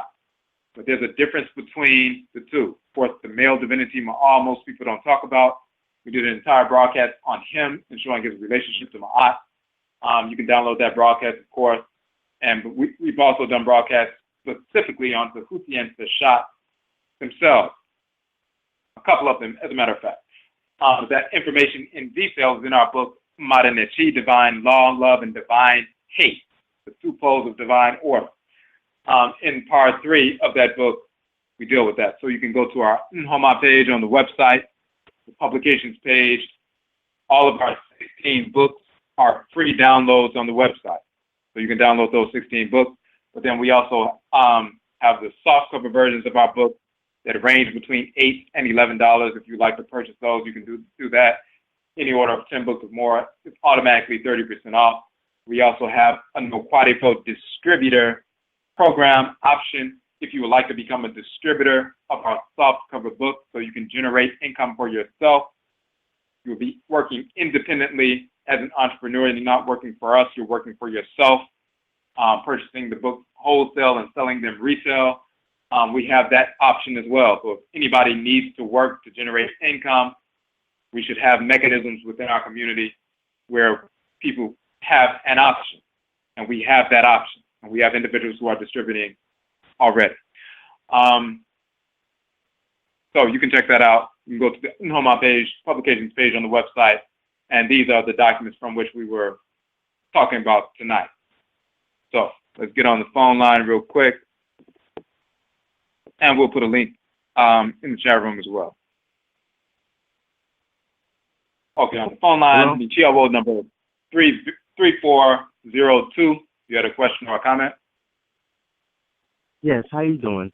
I just started listening to your website, your video and stuff like that. I got on there by accident because I was, listening to some stuff from, Dr. Malachi York. He's talking about Egypt and Egypt and talking about how it's related to the religion. All religion came from Egypt. And then I came across your website, and I'm just like, wow, you have so much stuff. My question is, though, you talk about the different links, like between Egypt and Yoruba and Budan and stuff like that. Is there any book or something like that where a person can see those different links? Because I never thought of it that way, that they are linked.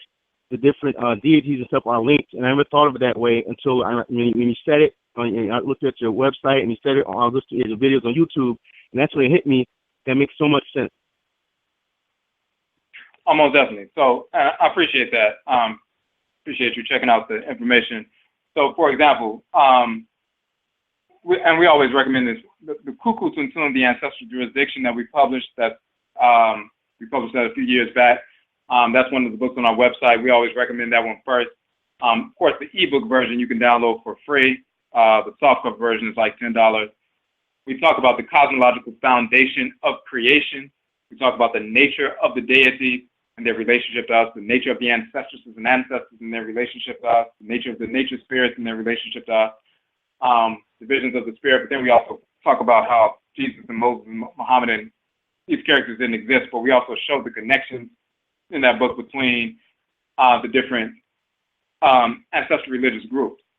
And then we also talk about that on our Akradin Bosom page on the website, talking about the Abosom, the deities that govern the 7 days of the week. And we show, for example, in the chart, the connection between the Abosom and the Akan tradition, the Vodou and the Fon and Eve tradition, the Orisha and the Yoruba tradition, because the same sun, moon, atmosphere, black substance of space, oceans, rivers, thunder, lightning, planets, stars, and so forth, the same ones that impacted the bodies of our people thousands of years ago are the same ones that we deal with today, of course, the Earth Mother and so forth, and the spirits that animate them, that animate the sun, that animate the Earth Mother, and animate the oceans and rivers and so forth, are the same spirits that have been there for millions of years that have impacted the spirits of our people for thousands of years. When we migrate to different areas, the language changes slightly, but you can trace linguistically these various languages back to that parent language from ancient Kanat, Nubian, ancient Kemet, You can trace the ritual practices, the names of deities, descriptive titles, and so forth. So when you get a Yoruba dictionary or Akan dictionary or Phone Ebe dictionary and match them up to a hieroglyphic dictionary, you will find the same words, descriptive titles, and so forth, place names in place. And of course, the human genome has borne that out. The mapping of the human genome has borne that out as well, showing the migratory pattern. So through the human genome that's borne out, the migrations from that region, linguistically is borne out, anthropologically is borne out, meaning the names of deities, the ritual colors, and their aspects of creation that they govern and everything else. And then archaeologically, it's borne out as well. So we talk about that kind of information on the Afuraitkaitnit bonam page on the website, dealing with the deities of the 7 days of the week. We deal with it in the book, the Okra Complex, the Soul of Akan, as well as the Kuku Tuntun. So you could just basically, when you go to the Homa page, the publications page on the website, you'll see the front covers of the 16 books, and you'll see the different ones. And when you click on them, you can download the free ebook versions, and you'll see that in the Okra Complex book, the Soul, talking about the nature of the soul, and the Kuku Tuntun, the ancestral jurisdiction, we go into some detail in those two dealing with that kind of information. Okay, great. You know, it's something else. I'd say the first video I listened to on YouTube where you talked about slave resistance, and I've used ancestor worship to defeat, the fight against, the slavery. And it reminds me of a book. There's a book by talking about Toussaint Louverture used that to beat the French, and that's it hit in my head. I never thought of it that way either. But that was my first video I watched, and ever since I've been watching videos ever since. But I want to ask you this: you said that each person has a personal God when they're born. How can they find out which based on the day of the week? How can you find out how to find out what God governs that day, or which God's covering which days of the week, or something like that? How can a person find out which God or deity governs them?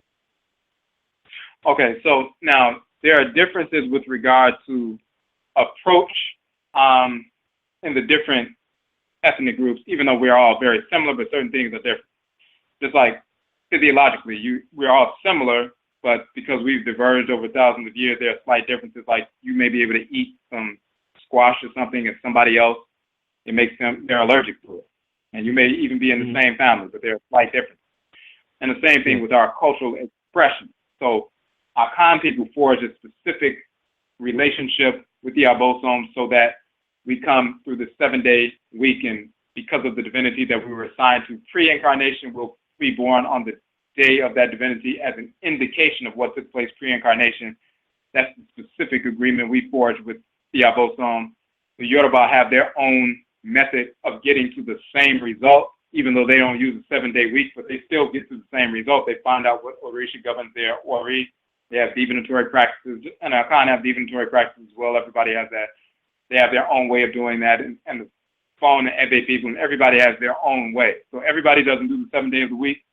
So what we suggest, just bottom line, no matter who it is, as long as you're an Afuraitkaitnit person, establishing a relationship with your direct blood ancestresses and ancestors is the foundation, because they're the ones who disseminate the culture, the way of life that's been going on for thousands of years, because the spiritually cultivated class of ancestresses and ancestors, that specific class, are the ones who maintain ancestral culture, lived in harmony with divine order, which is what ancestral culture is.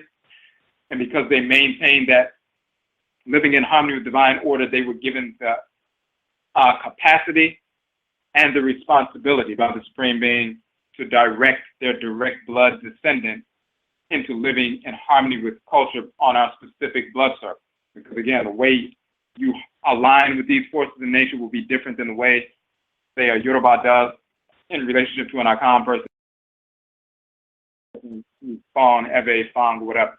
So establishing a fundamental relationship with your direct blood ancestresses and ancestors who are spiritually cultivated, those who you know and those who you do not know, as long as they're spiritually cultivated, and there are ways to deal with that. When you go to the website, that broadcast that you talked about, we talked about specific articles we have dealing with ancestral communication and Komore ancestral shrine communication, ancestral shrines and Kamit. So those different articles you will find on our go to the Nanasom page, the Ancestral Religion page, NANASOM on the website, the Ancestral Religion page. All of those articles will be there, including that basic breakdown of the connection between the different ethnic groups, all connected wherever we are in the world.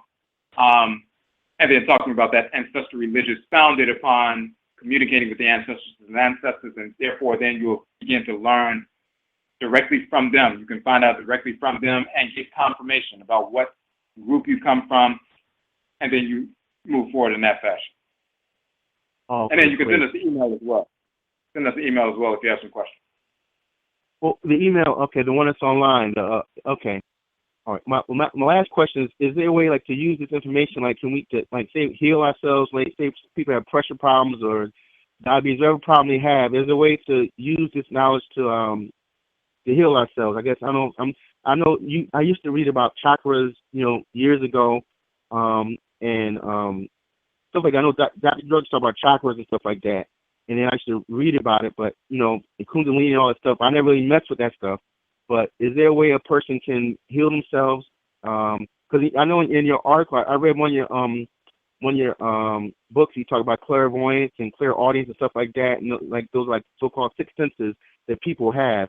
And I was wondering if that person can use that to heal themselves as well, make themselves better and stuff like that. Oh, definitely, absolutely. So, and in fact, one of the books you'll see on the publications page is Ankh, the origin of the term yoga, and Kata, the origin and nature of the chakra, where we show etymologically the origin. Kara from ancient Kemet is where they get Kakra chakra from, and Ankh became Yonk and Yoga later on and so forth, and given a proper definition. And then we've also, when you listen to the archives from the Egua Marketplace show, which is right here on this channel, on the front page of our channel, you can get to all of the past 160 plus broadcasts, the Egua Marketplace show. Wow. We've had a number of people come on. So, for example, we had Dr. Afibi Adiro. She's a naturopathic physician. She's rooted in ancestral religion and culture and so forth.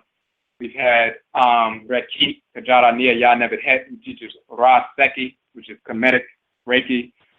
She's written a couple of books dealing with that, including proper notions of what the kara, or so-called chakra are, and talking about healing. We have Mama Mawusi Ashakir.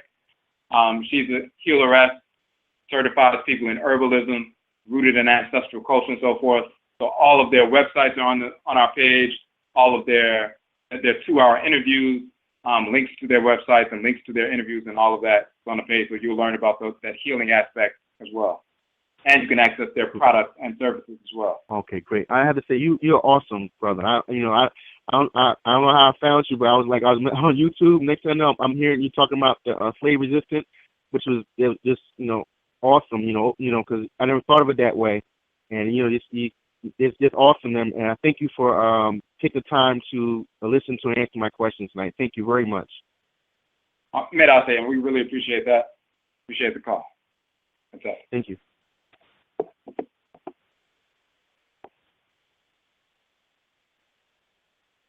Okay, so we're gonna get another phone call, and we're on the phone line number 9400. Had a question or comment? Hey, peace, brother. This is Terrain Thomas. How you doing, Crazy Akan? How you doing, man? What's up? How you doing? I'm doing all right, bro.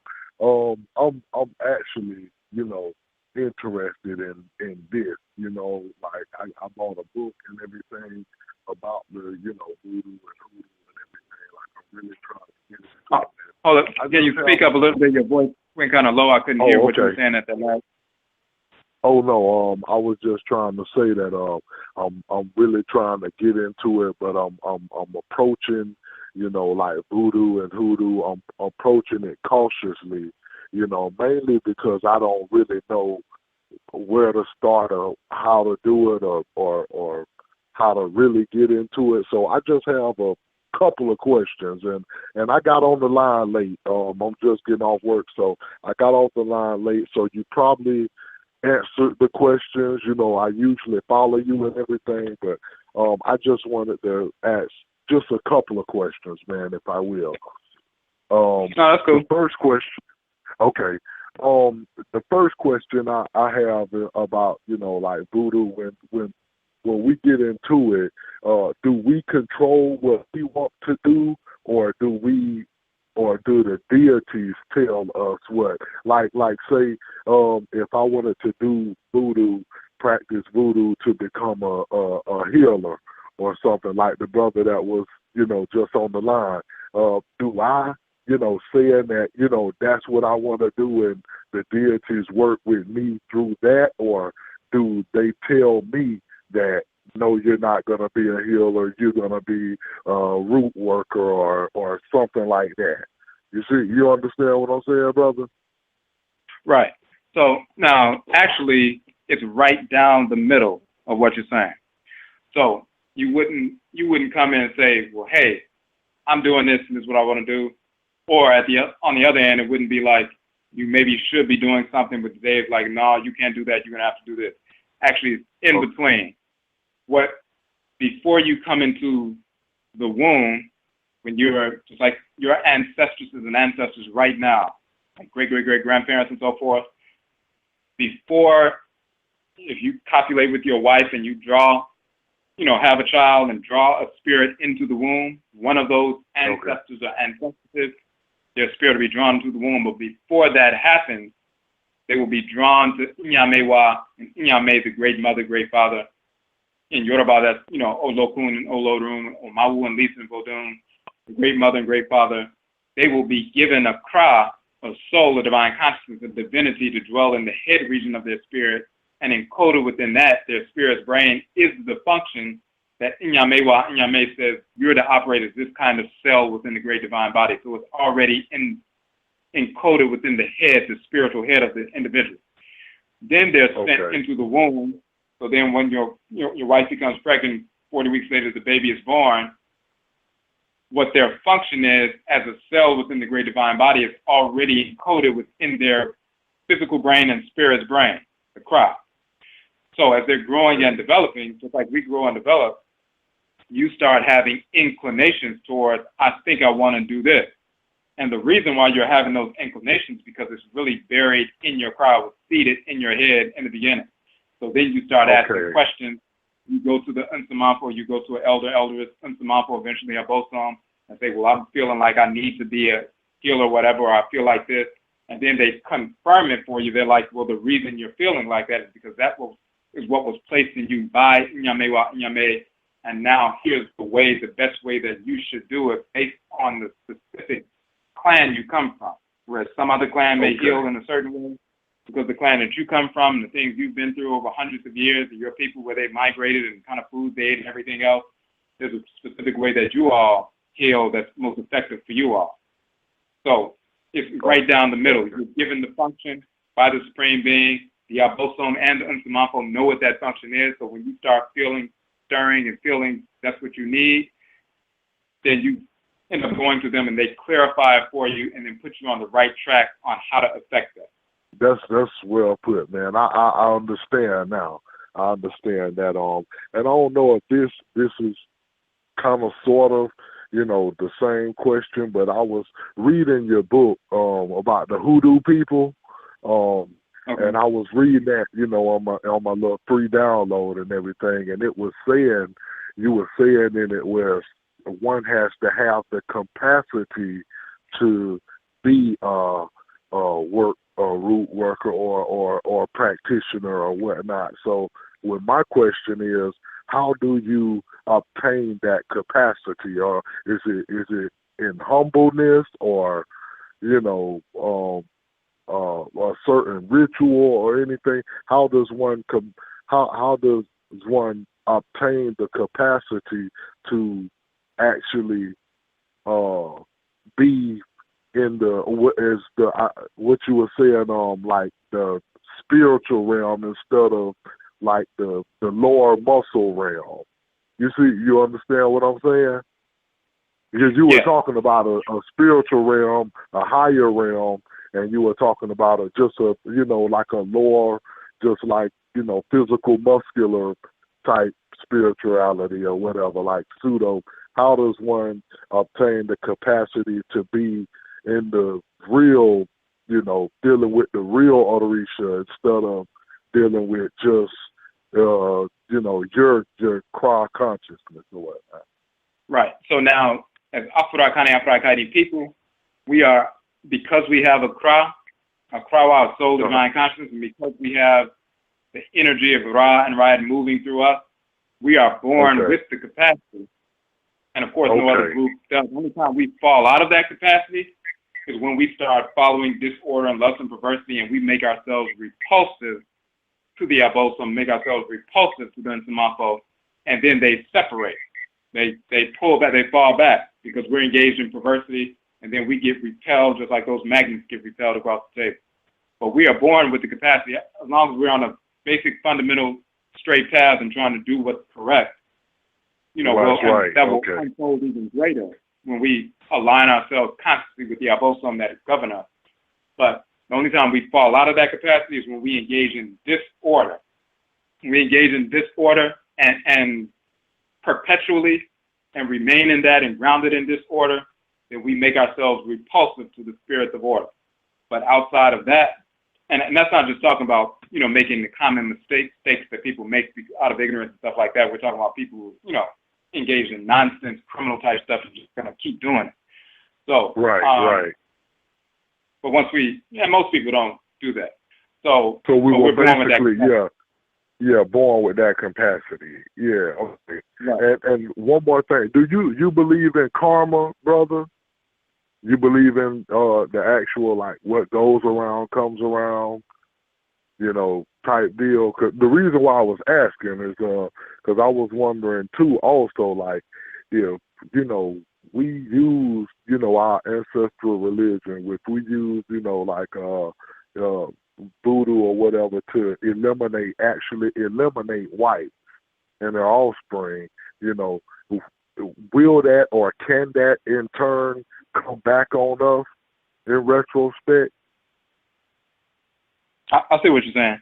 So, like if you're doing, I don't know, if it's considered, doing evil to them at this point right now because they've done it so much to us for the last 400 years or whatever. But I'm saying, like, will it be in turn, like, come back on us, for actually trying to, do to them what they've been doing to us, is basically what I'm asking.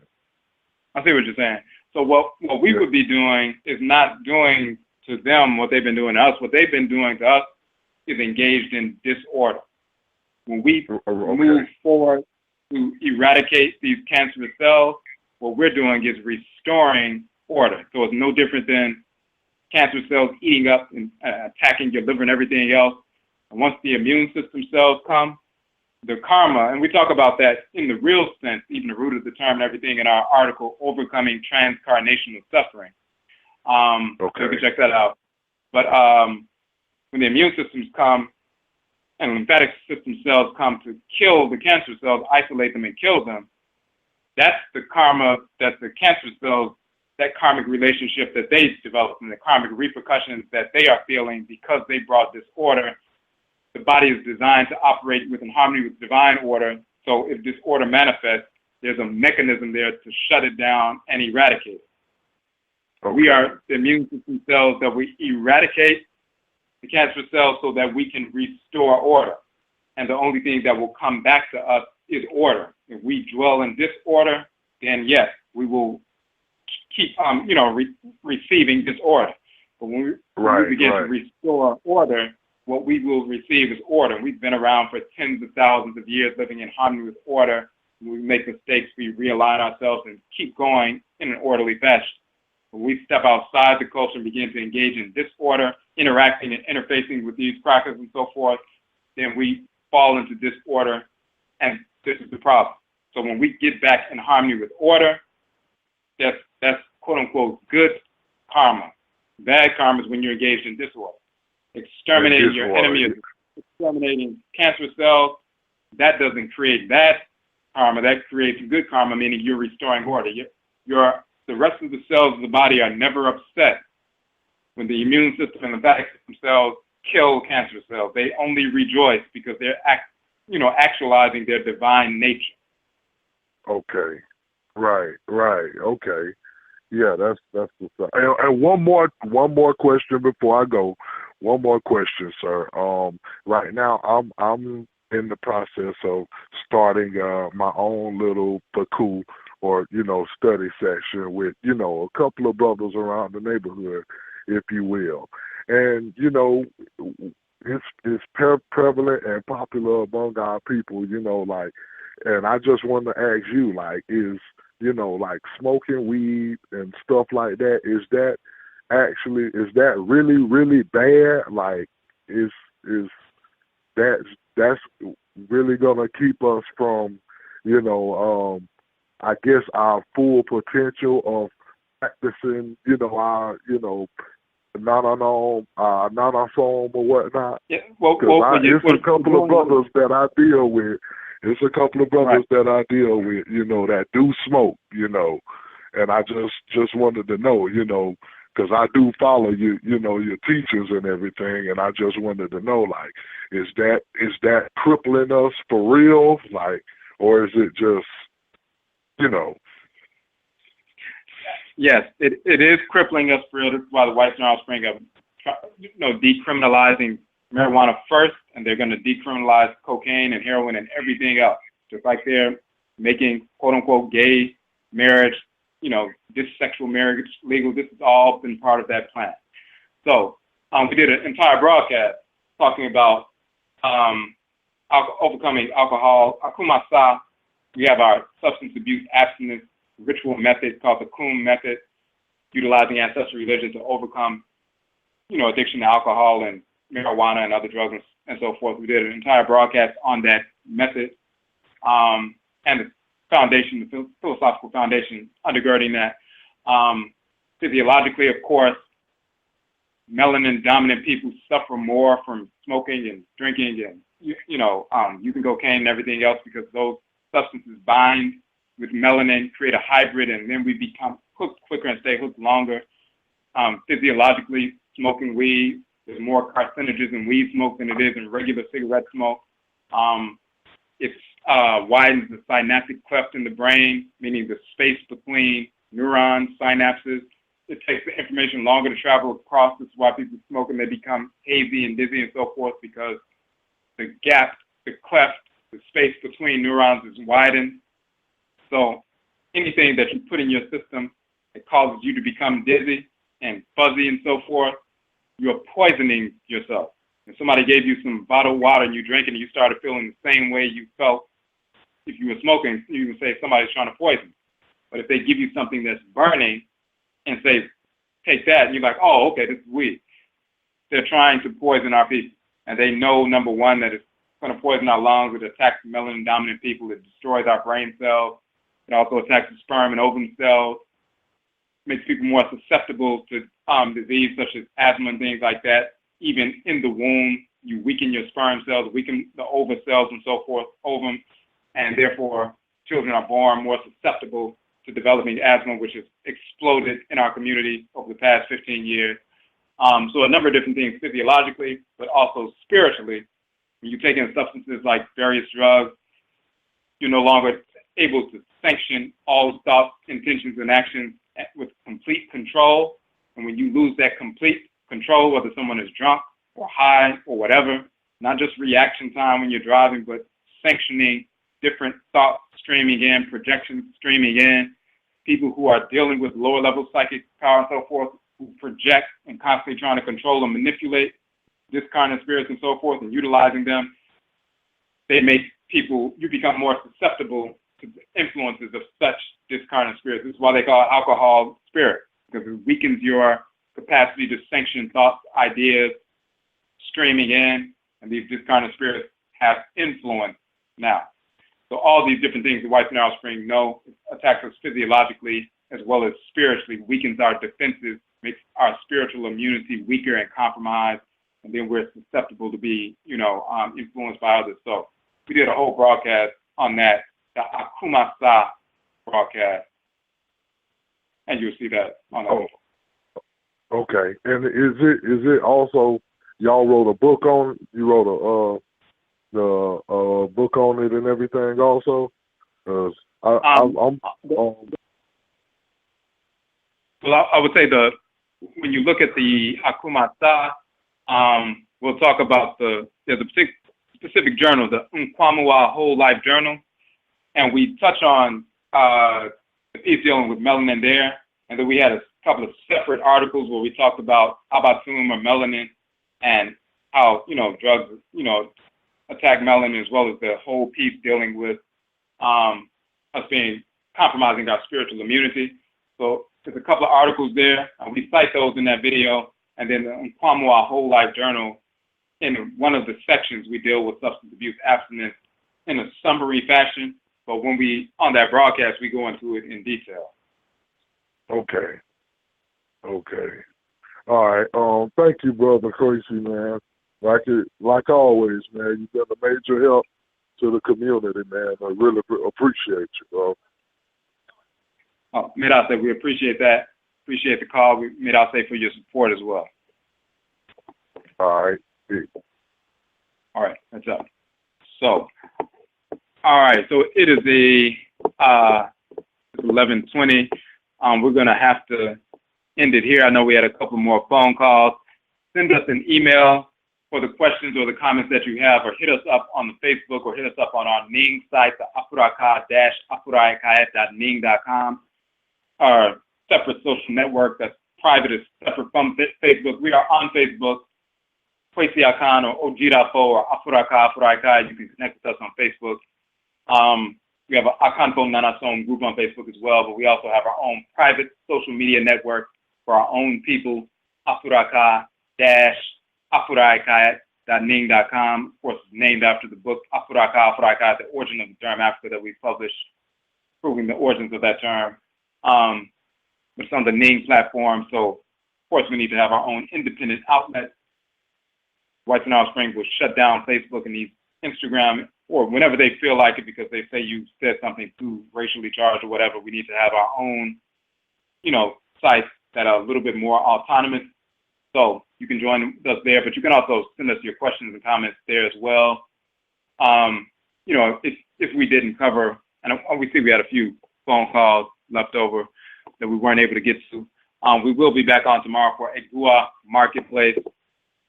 Our guest will be Ama Asase Ajay, the owner of Asase Heals, natural blends for good health. So please join us for that. And we'll be sending out the notification for that very soon. And again, if you support the work that we do, please check out, we have a couple of things, not only the books, but we also have our initiative for our Akongwa Suya Dine, our institution of learning, healing, training, employment, and entrepreneurship. You can see the GoFundMe account for that. We're raising funds to establish a physical space in the DC region for our center.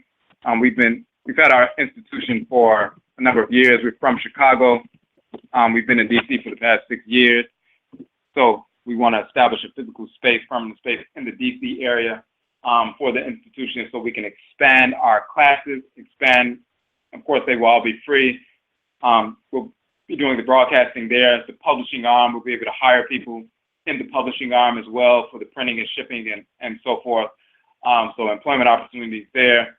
Expanding our class offerings beyond the broadcast, which will continue, but also class offerings there, as well as the ritual practices there, ritual observances and so forth. So check out the Akongwa Suya page on our GoFundMe site, as well as the link on the website as well. And then we also have our Kokobo initiative, Eradicating Bisexuality, Homosexuality through Ancestral Religion. Kokobo is the name of our book where we prove bisexuality, homosexuality never existed in ancient Kamit. We would like to get softcover versions of that book out free to as many of our people as possible, as well as showing our people, of course, that all these obstacles, including bisexuality, homosexuality, can be overcome through the practice of ancestral religion. People have already done that. So we can eradicate that poison from the community. Of course, the whites and their offspring, our absolute enemies, continuously push that perversity because that is their nature. We also have our free book giveaways whenever we do a presentation in different cities. we give away a free copy of one of our softcover books to everyone who attends, and we do not charge admission for lectures. So when we come to your city and do a presentation, we never charge an admission fee for presentation, lecture, workshop, and we always endeavor to give away one free copy of one of our books to everyone who attends. Of course, only our people attend. We just did that in Philadelphia this past weekend. We gave away a copy of the Hoodoo book to everybody, just about everybody. We ran out. There were a few people who didn't get in. We did run out, but we were able to give away free copies to everyone. We've given away, closing on 400 free copies of our softcover books to people in different cities like Dallas and Houston and Delaware, Wilmington, and Connecticut, and a number of different places, Philadelphia, Tennessee, everywhere we've gone, and we want to continue that process at the different places, of course, in D.C. and Maryland. So any donation you make, or anytime you purchase a publication, a book, one or more of our books, that assists us in that process, that free book giveaway, the White Snarl Spring giveaway, free Bibles and Qurans every day to poison our people. We need to be able to give away our free books when we can. We give away all of the books for free as ebooks as well, but the softcover versions we do sell, but whenever we can, we give away some softcover books as well. So any purchase of our softcover books assists us in that process. If you'd like to make a donation, you can make a donation on the publications page as well, where you see all the books at. And any donation of $15 or more will allow you to receive one or more of our books. Just let us know which one of or more of the books you would like to receive for your donation. And we also have a monthly book subscription option. So, for example, you can make a recurrent donation of $15 a month. When you click the donate button in PayPal and you type in $15, you can click the box that says, do you want to make this recurrent? When you click that, that means PayPal will donate $15 for you every month. You can cancel it whenever you feel like it, just by going into PayPal and clicking cancel. But say, for example, you did $15 a month, automatic debit. Every month we'll send you one of our books on the same day. And of course, we have 16 books out right now. So at least for the next 16 months, you'll get a new book every month for the next 16 months. By the end of this summer, we're going to have a couple more books out as well. So that also, not only you get the immediate benefit of receiving publication to study, but at the same time, you're assisting us in the process of our free workshops, free lectures in different cities, as well as the free book giveaways wherever we go to spread this information. So, Yedase, we thank you for tuning into the broadcast. Yedeshiabio, we will meet again. That's all.